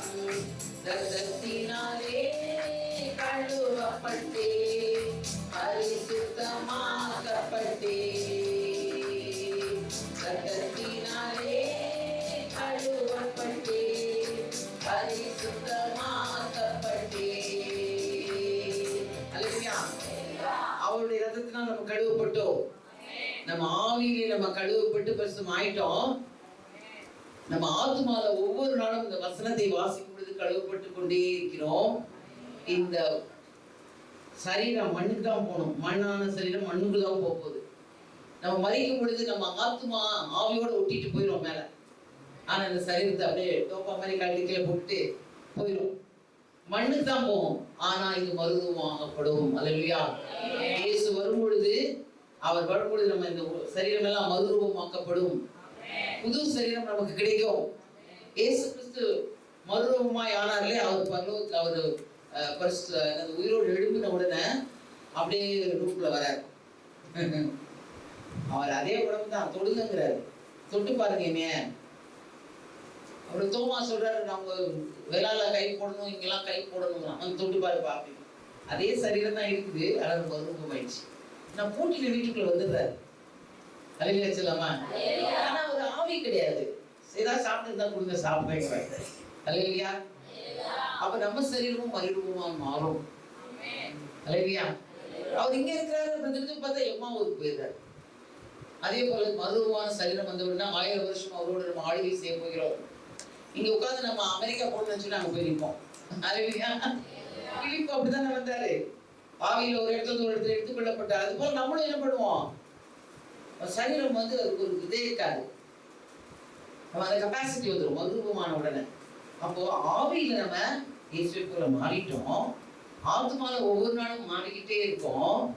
ஆனா சரீரத்துல அவர் வருகையில நம்ம அவரை போல மாறுவோம். அல்லேலூயா. நம்ம முந்தி ஒரு ஆண்டவரை ரட்சகராய் ஏற்றுக்கொண்டு ஞானஸ்தானம் எடுத்து 10 வருஷம் ஆட்சின்றவங்க கை தூக்குங்க. 10 வருஷத்துக்கு மேல இருக்கவங்களாம் கை தூக்குங்க. 5 வருஷம் ஆச்சுங்க ஆண்டவரை ஏற்றுக்கொண்டு, உங்க கை தூக்குங்க. 5 வருஷம் தான் ஆச்சு. 2 வருஷம் ஆச்சு, 1 வருஷம் ஆச்சு. எல்லாமே ரொம்ப வருஷத்துக்கு முன்னாடி ஆண்டவரை ஏற்றுக்கொண்டீங்க இல்லையா? அல்லேலூயா, praise the Lord. நம்ம ஆண்டவரை நம்ம ஏற்றுக்கொண்டு இத்தனை வருஷம் நம்ம ஆண்டவருக்குள்ள நம்ம வாழ்ந்து கொண்டு இருந்தாலும் அவர் வருகையில நம்ம அவரை போல மாற வேண்டும் என்று காத்து கொண்டிருக்கிறோம். அல்லேலூயா. அவருடைய பிள்ளைகளாய் நம்ம அவருக்காக நம்ம நிற்க வேண்டும் என்று காத்து கொண்டிருக்கிறோம். அதற்காக தான் நம்ம என்ன பண்றோம், இப்படிப்பட்ட ஒரு ஹாலிடேஸ்ல நம்ம ஒன்று கூடி நம்ம வசனங்களை தியானித்து நம்ம மனதை புதிதாக்கி கொண்டு என்ன பண்றோம், நம்ம இன்னும் வளர்வதற்கு நம்ம முயற்சி செய்கிறோம். எடுங்க யோவான் 6ஆம் அதிகாரம், யோவான் 6ஆம் அதிகாரம்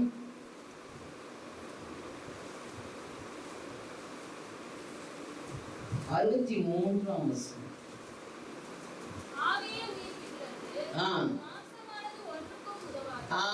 பாருங்க, ஆவியோ உயிர்ப்பிக்கிறது, மாம்சம் ஒண்ணுக்கும் உதவாதது. ஆனா இந்த மாம்சம் இல்லாவிட்டால் நம்ம இந்த சரீரம் இல்லாட்டி நம்ம நடந்து போக முடியுமா? கால் வேணும்ல, கண்ணு வேணும் பார்க்க, வாய் வேணும் பேச, சரீரம் வேணும். ஆனா ஆண்டவருடைய அபிஷேகத்தை ஆவியை அதை சுமந்து கொண்டு செல்கிறது. நம்ம ஆண்டவருடைய நம்முடைய ஆவியை சுமப்பதற்கு ஒரு பாத்திரம் வேணும். சாம்பார் செஞ்சு அப்படியே அந்தரத்துல இருக்க முடியாதுல, ஒரு பாத்திரம் வேணும்ல. அது போல நம் தேவன் கொடுத்த ஆவியை தூக்கி கொண்டு போகிற பாத்திரம் தான் இது. ஆனா நம்முடைய சிந்தனைகள், நம்முடைய பர்சனாலிட்டி, நான் யார், என்னுடைய குணநலன், அதுதான் என்ன ஆகுது, நம்முடைய ஆத்மா.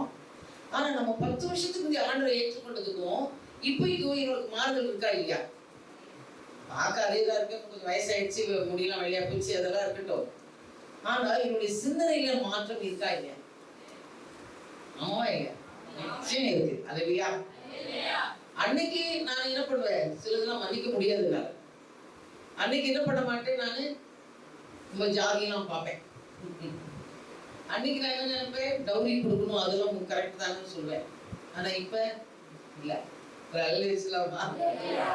எனக்கு எப்படிலாம் கல்யாணம் ஆயிடுச்சு, அதனால இல்ல. அவன் கல்யாணத்துக்கு முந்தைய ஆண்டவர் பேசினார், இதெல்லாம் நீ செய்யக்கூடாது. அல்லேலூயா.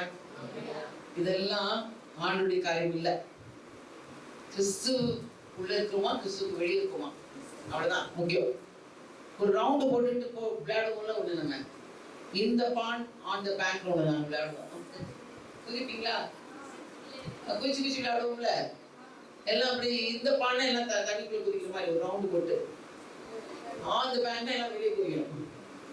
அப்படியே குதிச்சு இப்ப நம்ம உள்ள இருக்கோமா வெளியே இருக்கோமா, நம்ம என்ன பண்றோம், 2 பக்கம் கால் வச்சுக்கிறோம். நம்மளுக்கு வீட்டுல சுகம் இல்லை, நம்மளுக்கு ஏதாவது பிரச்சனைனா நம்ம என்ன பண்ணுவோம், கடவுளுக்குள்ள வந்துருவோம். மத்தவங்களுக்கு பிரச்சனை மத்தனா நம்ம அங்க ஒழிப்போம், அவன் ஏதோ பாவம் செஞ்சிருக்கான்டா. நம்ம 2 பக்கமும் கால் வைக்க கூடாது. நம்ம என்ன பண்ணணும், முழுமையா நம்ம என்ன பண்ணோம், ஆண்டவருக்குள்ளதான் இருப்போம். கொஞ்சம் வெளியே போற மாதிரி வந்தா கூட என்ன பண்ணணும், நம்ம உள்ள போச்சு. அல்லையா? அவருக்குள்ள நம்ம முத்திரை ஆக்கப்பட்டிருக்கிறோம், அவர்களால் ஆவியானவர்கள் முத்திரை செய்யப்பட்டிருக்கிறோம், அவருக்குள்ள நம்ம இருக்கிறோம். அதனால இந்த அபிஷேகத்தை, இந்த சொத்தை, இந்த பொக்கிஷத்தை நம்ம விட்டுறக்கூடாது. ஏனோ தானே ஆயிடாதீங்க. இந்த மாம்சமானது ஒன்றும் இல்லை, ஒண்ணுக்கும் உதவாதுன்னா இது பரலோகத்துக்கு கொண்டு போறதுக்கு ஒரு ஒண்ணுமே யூஸ் கிடையாது. அதனாலதான் என்ன பண்றோம், இதை நம்ம அடக்கி வைக்கணும். இந்த அடக்கி வைக்கிறதுக்கு தான் என்ன பண்றோம், நம்ம இந்த உபவாசம் போடுறோம். உபவாசம் போட்டா ஆண்டவர் ஏதோ நம்மளுக்கு பரிதாபப்பட்டு ஏதாவது செஞ்சிருவாருன்னு கிடையாது. உபவாசம் போட்டா ஆண்டவருக்கு ரொம்ப பரிசு வாட்டி காமிச்சுக்கிறது இல்லை. நம்ம ஆத்மாவையும் நம்ம சரீரத்தையும் நம்ம ஆவியை இருந்து கீழே இறக்குறோம். பாருங்க, இப்ப 3 விரல் இப்படி இருக்கு பாருங்க, ஒன்னா இருக்குது. சரியா? நல்லா பாக்குறீங்களா? இந்த 3 விரல் ஒரே சைஸ்ல இருக்கு. இந்த 3 விரல் என்ன பண்ணுது, ஒரே சைஸ்ல இருக்கு. நான் உபவாசம் பண்ணும் பொழுது என்ன பண்றேன், இந்த சரீரத்தை கீழே கொண்டு வரேன். அல்லேலூயா. இது கொண்டு வந்து இது 2 எங்க போயிடுச்சு, மேல போயிடுச்சு. அல்லேலூயா. நிறைய வசனம் வாசிக்கிறேன், நிறைய ஜெபம் பண்றேன் அப்படின்னு என்னுடைய சரீரம் கீழே கொண்டு வந்ததுனால இந்த ஆத்மாவும் ஆவியும் இன்னும் பலப்பட ஆரம்பிக்கும். அதேதான், அதே அப்படிதான். ஆனா நான் உபவாசம் பண்ணாத போது இது என்ன பண்ணுது, மேல வந்துருது. நல்லா சாப்பிடு, நல்லா தூங்கு, நல்லா சினிமா பாரு, நல்லா டிவி பாரு, நல்லா அப்படி எல்லாம் பண்ணுன்னு சொல்லி நம்மள என்ன பண்ணுது, ஏமாத்துது. அதனால அந்த உபவாசம் என்ன பண்ணுது, என்னை பலப்படுத்துகிறது. இயேசு கிறிஸ்துவே உபவாசம் இருந்தாருங்க, நம்ம இருக்கணுமா வேண்டாமா? மணவாளன் கூட இருக்கும்போது உபவாசம் பண்ண மாட்டாங்கன்னு சொன்னாரு. யோவானுடைய ஊழியக்காரங்க வந்து கேட்கறாங்க, அவங்க எல்லாம் உபவாசம் பண்ணாங்க, ஏன் உங்க உபவாசம் பண்ணணும்? நான் மணவாளன் கூட இருக்கேன், அதனால உபவாசம் பண்ண மாட்டாங்க, நான் போன பிறகு பண்ணுவாங்க. அப்ப இயேசு போயாச்சு, திரும்ப வரப்போறாரு. அது வரைக்கும் நம்ம என்ன பண்ணணும், உபவாசிக்க வேண்டும். ஏன் உபவாசிக்கிறோம், அது நமக்கு நல்லது. ஏன்னா அந்த மாம்சம் ஒன்றுக்கு உதவாது. இதை நம்ம அடக்கி வைக்கணும். அதன் மூலமா என்ன பண்றோம், நம்ம அதுக்கு ஒரு ஆர்டர் கொடுக்குறோம். நீ எனக்கு கட்டுப்பட்டு இருப்ப, நீங்க நினைச்சிடாமனா சாப்பிடணும், நினைச்சிடாமனா இது நீங்க வாலாட்ட முடியாது, ரொம்ப பண்ணினா இன்னும் நான் உபவாசம் போடுவேன் அப்படின்னு சொல்லி நம்ம என்ன பண்ணணும், அந்த சரீரத்தை அடக்கி ஆள நம்ம கற்றுக்கொள்ள வேண்டும். இல்லையா? நம்ம எல்லாரும் இந்த உபவாச நாளில இந்த சர்வாயுத வர்க்கத்தை நம்ம தரித்து கொண்டவர்களாய், இந்த சர்வாயுத வர்க்கத்துல ஒரு விசுவாசம் என்னும் கேடயமாயும், அந்த வசனத்தை மட்டும் கொஞ்சம் வாசிங்க. அதை நான் உங்களுக்கு சொல்லணும் கட்டாயமா. விசுவாசம் என்னும் கேடயத்தை, அதை அந்த அந்த வசனத்தை கொஞ்சம் வாசிங்க. 17:5 ஓகே, அது சரி. நீதியின் மார்க்கவசம்,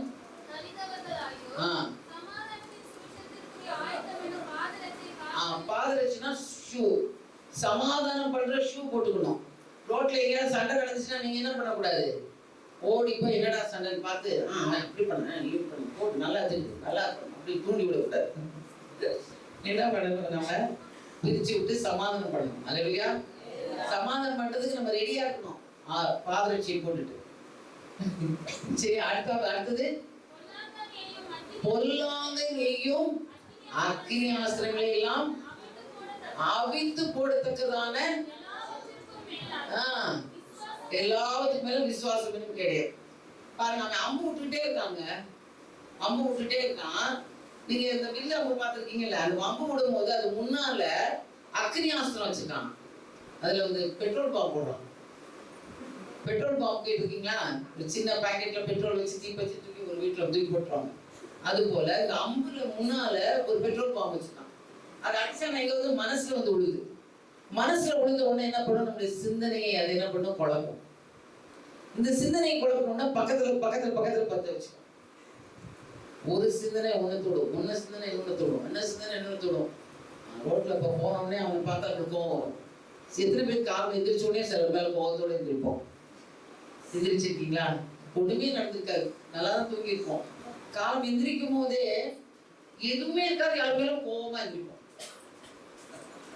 அது ஏன் அப்படின்னா அவன் உள்ள வேலை நம்மளுக்குள்ள ஒரு தாட்ஸை போட்டுருக்கோம். அந்த தாட் பக்கத்துல தொடும், அது பக்கத்துல தொடும், அது பக்கத்துல 5 வருஷத்துக்கு முந்தைய அவங்க அப்படி பண்ணாங்கல்ல, நேத்து மூஞ்சி திருப்பிட்டு போனாங்கல்ல, அவங்க ஏதோ சொல்லி கொடுத்துருக்காங்க, நான் அவங்களுக்கு சாம்பார் கொடுக்கல, அவங்களுக்கு கொடுத்தேன். இல்லை, எங்க வீட்டுல ஒரு ஃபங்க்ஷன், இவங்களுக்கு நான் கூப்பிட்டேன், அவங்களுக்கு கூப்பிடாம விட்டேன் அப்படின்ட்டு நம்மளே யோசிக்க ஆரம்பிச்சிடறோம். ஒண்ணுமே இருக்காது, இல்லாத விஷயமா இருக்கும், அப்படியே இருக்காது, நம்மளே கற்பனை பண்றோம். அதான் அக்னி ஆசிரியர்களை அவித்து போடத்தக்கதான அவன் அப்படியே அங்கிருந்து அவங்க விட்டுட்டே இருக்க நம்ம என்ன பண்ணணும், இங்க அப்படி பிடிக்கணும். விசுவாசம் இன்னொரு இடத்துல வந்து எப்படி ஒரு விசுவாசம், அப்படி ஒரு விசுவாசம் இல்ல. நான் ஆண்டவருடைய பிள்ளை, அல்லேலூயா. எனக்கு அன்பு இருக்கிறது, சமாதானம் இருக்கிறது, சந்தோஷம் இருக்கிறது. பிசாசு நான் சொல்ற அதெல்லாத்தையும் நான் எடுக்க மாட்டேன், எனக்கு விசுவாசம் இருக்கிறது.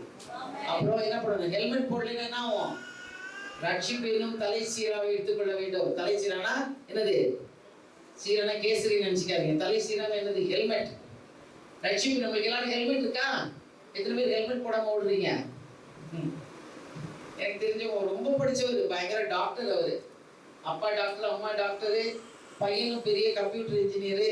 பிள்ளைய ஸ்கூல் கூட போகும்போது என்ன பண்ணிட்டாரு, ஹெல்மெட் போடாம சர்க்குன்னு போய் அடிச்சு விழுந்து இந்த இடமெல்லாம் அடிபட்டு இப்போ பாவம் ஹாஸ்பிட்டல் இருக்காரு. மூக்கெல்லாம் மூடி போச்சு, பிளாஸ்டிக் நல்ல ஆண்டு உயிரை காப்பாற்றினார். ரூல்ஸ், முதல் ரூல் என்ன, ரட்சிப்பு.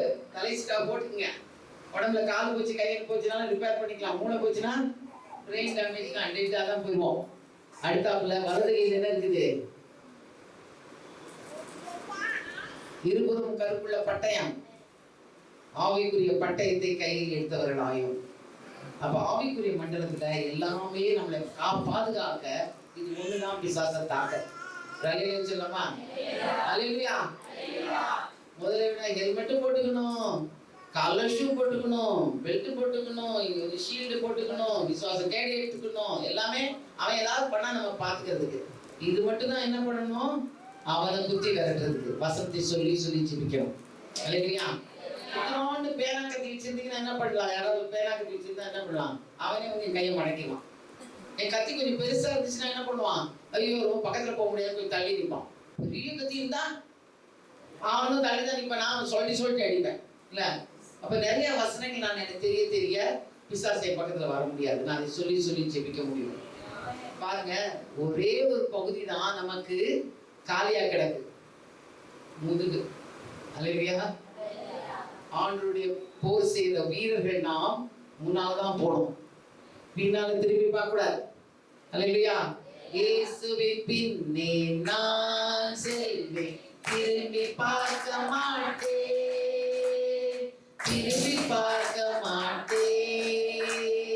இயேசுவின் பின்னே நான் செல்வேன், திரும்பி பார்க்க மாட்டேன், திரும்பி பார்க்க மாட்டேன்.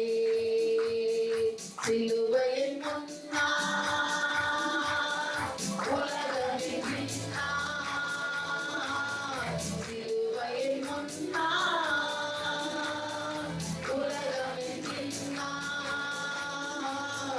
இயேசு கிறிஸ்து என் ரத்தத்தினாலே என்றும் விடுதலையே. இயேசு கிறிஸ்து என் ரத்தத்தினாலே என்றும் விடுதலையே. இயேசுவின் பின்னால் நான் செல்வேன், திரும்பி பார்க்க மாட்டேன், திரும்பி பார்க்க மாட்டேன். அல்லேலூயா. ஞானஸ்நானம் எடுத்து வெளியே வரும் பொழுது இப்படிப்பட்ட ஒரு பாட்டு தான். இன்னொரு பாட்டு அப்படி இருக்குல்ல, நம்ம பாடுவோம்ல, அது என்னது? இயேசுவின் பின்னே போக துணிந்தேன், இயேசுவின் பின்னே போக துணிந்தேன், இயேசுவின் பின்னே போக துணிந்தேன். பின்னோக்கி நான், பின்னோக்கி நான், பின்னோக்கி நான், பின்னோக்கி நான். சிலுவையில் முன்னே உலகமென் பின்னே, சிலுவையில் முன்னே உலகமென் பின்னே, சிலுவையில் முன்னே உலகமென் பின்னே. பின்னோக்கி நான், பின்னோக்கி நான். பின்னாலே பார்க்காதீங்க. இல்லையா? ஏன்னா பின்னால முதுகுல குத்துறது ஒரு விசுவாசியா தான் இருப்பாங்க. அல்லேலூயா. பரவாயில்ல, விசுவாசி குத்துதான் பரவாயில்ல. நம்ம போய் அவர் பாதத்தில் விழுவோம். எல்லாரும் எழுந்து நிற்போமா? கொஞ்ச நேரம் ஆண்டவர் பற்றி பாருங்க. ஆண்டவரே, இந்த உபவாச நாளில உமக்காக இந்த நாளை நான் ஒதுக்கி கொடுத்து வந்திருக்கேன். ஆண்டவரே, என் போராட்டம் பக்கத்து வீட்லயோ யாரும் வீட்லயோ மாமியாரோ மாமனாரோ யாரும் இல்லப்பா. என்னுடைய ஆத்மா, என்னுடைய சரீரமே என் ஆவிக்கு விரோதமா போராடுதுப்பா. எனக்கு நானே தான் பிரச்சனை. ஆண்டவரே, நான் இந்த போராட்டத்திலிருந்து நான் வெற்றி பெற வேண்டும் என்றால் நீர் கொடுத்த அந்த வசனங்களை நான் தியானிக்கவும், உமக்காக இந்த சரீர இச்சைகளை, இச்சை அடக்கத்திலே கீழே கொண்டு வரவும், பல விதமான இந்த டிவி, வாட்ஸ்அப், அந்த ரீல்ஸ், இந்த ஃபேஸ்புக், இன்னும் பல காரியங்களில் பார்க்கத்தாவே நான் நேரத்தை செலவு பண்ணாமல் இச்சை அடக்கத்தோடு இந்த டைம் நான் செய்ய மாட்டேன், இந்த டைம் நான் செய்ய மாட்டேன் என்று சொல்லி அதை நான் கட்டுப்படுத்தி கட்டுப்பாடோடு நான் வாழ ஆவியானவரே கிருபை செய்யுங்க. மன்னிக்க முடியாதவர்களை மன்னிக்க கிருபை செய்யுங்க. யாராவது நம்ம மன்னிக்கலாம இருந்தோம்னா ஆண்டவர் சொல்றாரு, உன் காணிக்க கூட எனக்கு வேணாங்கிறார். முதல்ல அப்படியே கீழே வச்சு போய் முதல்ல மன்னிப்பு கேட்டு வாங்குறாரு. இல்லையா? ஆண்டவருக்கு நம்ம எவ்வளவு கொடுக்கலாம், ஆனா நம்ம மன்னிக்கலைன்னா ஆண்டவருக்கு அது பிரியமே இல்லை. பரவாயில்ல, ஜிபத்துல உடனே சொல்றல, அன்னுள்ள 65 எங்கள் கடனாளிகள் நாங்க மன்னிக்கிறது போல நீங்க எங்களை மன்னிக்க, நாங்க மன்னிக்கிறோம் அதனால நீங்க மன்னிக்கிறோம். அல்லேலூயா. அதனால அவர் நம்ம மன்னிச்சதுனால நம்ம எல்லாரையும் மன்னிப்போம். அதனாலதான் பாருங்க, எத்தனையோ ஊழியக்காரவங்க தங்க பிள்ளைகள் மறித்தாலும், தங்க பிள்ளைகளை அவங்க கொலை செஞ்சா கூட அவங்க முதல்ல என்ன சொல்றாங்க, நாங்க அவங்களை மன்னிச்சிட்டோம். இல்லையா? ஏன்னா அந்த ரத்தப்பழி அவங்களுக்கு வேணாம். இயேசு அதுதானே செஞ்சாரு சிலுவையில. பிதாவே இவர்களுக்கு மன்னியும், நீ செய்தது என்னன்னு அவங்களுக்கு தெரியல. ஸ்தேவான் சொன்னார் இல்லையா, முதலாவது ரட்சி சாட்சி, ஆண்டவரே இவங்களுக்கு மன்னிச்சுங்க, ரத்தப்பழி அவங்களுக்கு வேண்டாம். நம்ம அப்படி சொல்லும் பொழுதுதான் அவங்களே ரட்சிப்புக்குள்ள வருவதற்கு அவர் கிருபை செய்வார். அல்லேலூயா. அதனால அப்படியா நம்ம ஜெபிக்க இந்த நாட்கள்ல எலெக்ஷன் வருது, பல விதமான நியூஸ் வருது. நம்மளுக்கு நல்லா தெரியுது, ஆண்டவருடைய வசனத்துக்கும் சபைக்கும் கிறிஸ்தவர்களுக்கும் எதிராய் பல காரியங்கள் நடக்குது. யார் பேரையும் நம்ம சொல்ல வேண்டாம். ஏன்னா எல்லாருக்காகவும் அவர் ரத்தம் செஞ்சுக்கிட்டார். எல்லாரையும் அவர் நேசிக்கிறார். அல்லேலூயா. யார் அவங்க வந்தாலும் சரி, அவங்களுக்காக நம்ம ஜெபித்துக் கொண்டே இருப்போம். அல்லேலூயா. இந்த நேரத்துல கைகளை உயர்த்தி, ஆண்டவரே இந்த இந்தியாக்காக நாங்கள் ஜெபிக்கிறோம். ஆண்டவரே இந்த அப்பா வைக்கிற ஆராதனை உள்ள இந்த இடத்துல எத்தனையோ நூற்றாண்டுகள் அப்பா கர்த்தாவே ஊழியக்காரர்கள் வந்து வந்து போனார்கள். அது டிஎஸ்சியோ சிஎஸ்சியோ அது பல சபைகள் வந்தது. ஆனா அப்பா கர்த்தாவே ஊழியக்காரர்கள் தோமா அவர் சந்தேகிக்கிறவர் தான். ஆண்டவரே நான் உன்னை பார்த்தாதான் நம்புவேன்னு சொன்னவர் தான். அவரே வந்தார் இங்க சென்னை பட்டணத்துக்கு. அவருடைய ரத்தம் அப்பா இங்க சென்னையில சிந்தப்பட்டிருக்கிறது, எங்க இந்தியாவுக்கு சிந்தப்பட்டிருக்கிறது. ஆண்டவரே இன்னும் கர்த்தாவே இந்த இந்தியா இன்னும் ஆண்டவரை முழுமையாக ஏற்றுக்கொள்ள முடியாதபடி தவிக்கிறது. ஆண்டவரே கர்த்தாவை சாதிகளையும் பலதையும் சொல்லி கர்த்தாவை கிறிஸ்தவர்கள் ஆனால் அவங்களுக்கு அது கிடையாது என்று சொல்லி ஆண்டவரே கர்த்தாவை அவர்களை அப்பா ஊருக்கு வெளியே துரத்தவும், ஆண்டவரை அவர்களை அடிக்கவும், அவருடைய அப்பா கீழ் சாதி போல பண்ணவும் இன்னும் அப்பா கர்த்தாவை இந்த நாட்களில் நாங்கள் வடநாட்டுகள்ல பார்க்கிறோம். ஆண்டவரே அப்பா மலத்தையும் சாணியும் அவங்க வாயில வைத்து திணிக்கிறாங்க. ஆண்டவரே அப்பா அவங்க ஏற்றுக்கொண்ட இயேசுவை நீ மறுதலி என்று சொல்றாங்க. ஆண்டவரே அவங்க கண்களுக்கு முன்பாக அவங்க பிள்ளைகளை கொலை செய்கிறார்கள். ஆண்டவரே இப்படிப்பட்ட ஊழியர்கள் எல்லாம் செய்து கொண்டிருக்கிற வடநாட்டில் இருக்கிற எங்க ஊழியக்காரர்களை நாங்கள் உங்களுக்கு சொல்லிக்கிறோம். ஆண்டவரே நாங்க ரொம்ப சொகுசா இருக்கிறோம். ஆண்டவரே இங்க ரொம்ப சொகுசா இருக்கிறோம்ப்பா. எல்லாம் எங்களுக்கு திறந்த வாசலா இருக்கிறதப்பா. இப்படி மைக் வச்சுட்டு இருப்போம், ஒரு ஊர்ல நல்லா சத்தமா பேசுறோம். ஆண்டவரே ஆண்டவரை பற்றி உண்மை பற்றி இப்படி எல்லாம் இல்ல முடியாது. இப்படி வீடுகளுக்குள்ள அப்பா சபைகளுக்குள்ள ஆண்டவரை பயந்து போய் எப்பவுமே அப்பா கர்த்தாவை ஆராதித்துட்டு இருக்க மக்களுக்கு ஒரு கருத்துல கொடுக்கிறோம். எங்க இந்தியாவில் மட்டுமல்ல, இன்னும் பல முஸ்லிம் நாடுகளிலும் இன்னும் பல கிறிஸ்தவ நாடுகளிலும் கூட கர்த்தாவே இயேசுவை வெளியே வந்து சொல்லாத, இது வேணா உனக்கு வச்சுக்க என்று சொல்லி கட்டுப்படுத்துகிறார்கள். ஆனால் உங்களுடைய சுகந்த வாசனை உங்களுடைய நற்கந்தம் எங்களிலிருந்து வீசுவதாக. எங்களை பார்க்கிறவர்கள் உண்மை பார்க்கட்டும். எங்களை பார்க்கிறவர்கள் இயேசுவின் அன்பு, இயேசுடைய பிள்ளைகள் இப்படிதான் இருப்பார்கள் என்று எங்களை பார்க்கட்டும். நாங்கள் நடந்தால் எங்களுடைய நிழலினாலே குணமாகட்டும், வியாதியஸ்தர்கள் குணமாகட்டும். நாங்கள் நடக்கும் பொழுது பேதுருடைய நிழலை தொட்டவர்கள் சுகமானார்கள், அதுபோல எங்களுடைய நிழலை தொட்டவர்கள் சுகமாகட்டும். இயேசுவை வஸ்திரத்தை தொட்டவர்கள் சுகமானது போல, உங்களுடைய வல்லமை போனது போல எங்களுடைய வஸ்திரத்தை தொடும் பொழுது உங்களுடைய பரிசுத்தம் எங்கள் மூலமாய் அவர்களுக்கு கடந்து செல்வதாக. ஆண்டவரே எங்கள் அப்பா குணமாக்கும் வல்லமை எங்களிலிருந்து கடந்து செல்லட்டும் இயேசுவின் நாமத்தினால. ஓ ரபா ஷபரபக நம்ம ஆளுகை செய்ய பிறந்திருக்கிறோம். ஆண்டவரே நாங்கள் ஆளுகை செய்ய பிறந்திருக்கிறோம். நாங்கள் அடிமைகள் அல்ல, ஆளுகை செய்ய பிறந்திருக்கிறோம். வானத்தின் பல கடிகளை திறக்கப்பட்டு இடங்கொள்ளாத போகப்பட்டோம். இந்த சபையை ஆசீர்வதிக்கும்படியாக ஜெபிக்கிறேன். ஓ ஷபரபக ஷபரபரபா இனியாத இடங்களில் இருந்து ஆண்டவர் வானத்திலிருந்து அவர் பொக்கிஷத்தை போட மாட்டார், யார் மூலமாவது தான் அவர் கொடுப்பார். அப்படிப்பட்ட கொடுக்கிற கரங்களை ஏவும்படியா இந்த சபைக்கு செய்ய வேண்டும் என்று ஜெபிக்கிறேன். இயேசுவின் நாமத்தால் விசுவாசத்தோடு இம்மட்டும் இந்த சபை கட்டப்படவும் அப்பா கர்த்தாவை வந்து கூடும்படியான பல வசதிகளை கொடுத்திருக்காரு. நன்றி. இன்னும் குறைவாக இருக்க காரியங்களை நிறைவாக்குங்க. எங்கள் குறைவுகளை எல்லாம் கிறிஸ்து இயேசுக்குள்ள நிறைவாக மாற்றுங்கள். எங்களை பலப்படுத்தி கிறிஸ்துவால எல்லாவற்றையும் எங்களுக்கு செய்ய பலன் உண்டு. இந்த பாஸ்டருக்கும் அப்பா உங்களுடைய பலத்தினால எல்லாத்தையும் செய்ய அவருக்கு பலன் உண்டு. ஆண்டவரே இயேசுவின் நாமத்தினால தேங்க்யூ லார்ட், தேங்க்யூ லார்ட். நன்றி ஆண்டவரே. இந்த குடும்பத்தை ஆசீர்வதிங்க, பாஸ்டர் குடும்பத்தை ஆசீர்வதிங்க, அந்த குடும்பத்தை ஒவ்வொருவரையும் பேர் பேரா ஆசீர்வதிங்க. தொடர்ந்து அப்பாக்கத்தை உடைய வருகை மட்டும் இதே அன்பில் நான் நிலைத்திருக்க கிருபை செய்யுங்க. பிசாசானவன் எங்களுடைய அன்பை அப்பாக்கத்தை பிரிவித்து விடாதபடி, எந்த விதத்திலும் அப்பா பிரிவினின் ஆவிகளை தொடாதபடி இயேசுவின் நாமத்தால் எங்களை ரத்தத்தில் முடிக்கிறோம். Thank you Lord. ஆளுகை செய்யும்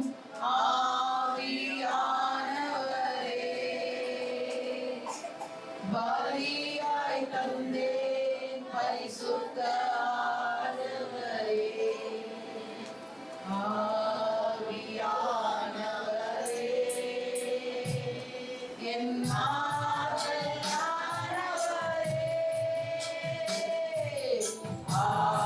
ஆவியானவரே,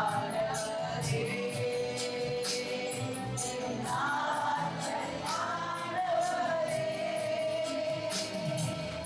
புதிதாக்கும் பரிசுத்தரே,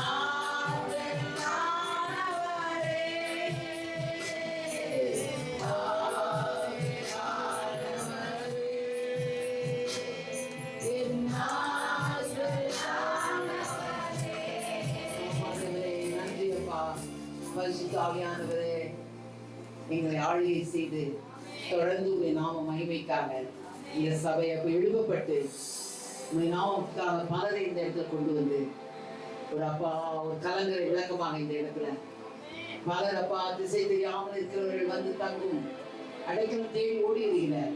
ஒரு அடைக்கலம் பட்டணமாக இதை மாற்றுவதற்காக நன்றி. இயேசு மூலம் ஜெபிக்கிறோம் பிதாவே. ஆமென்.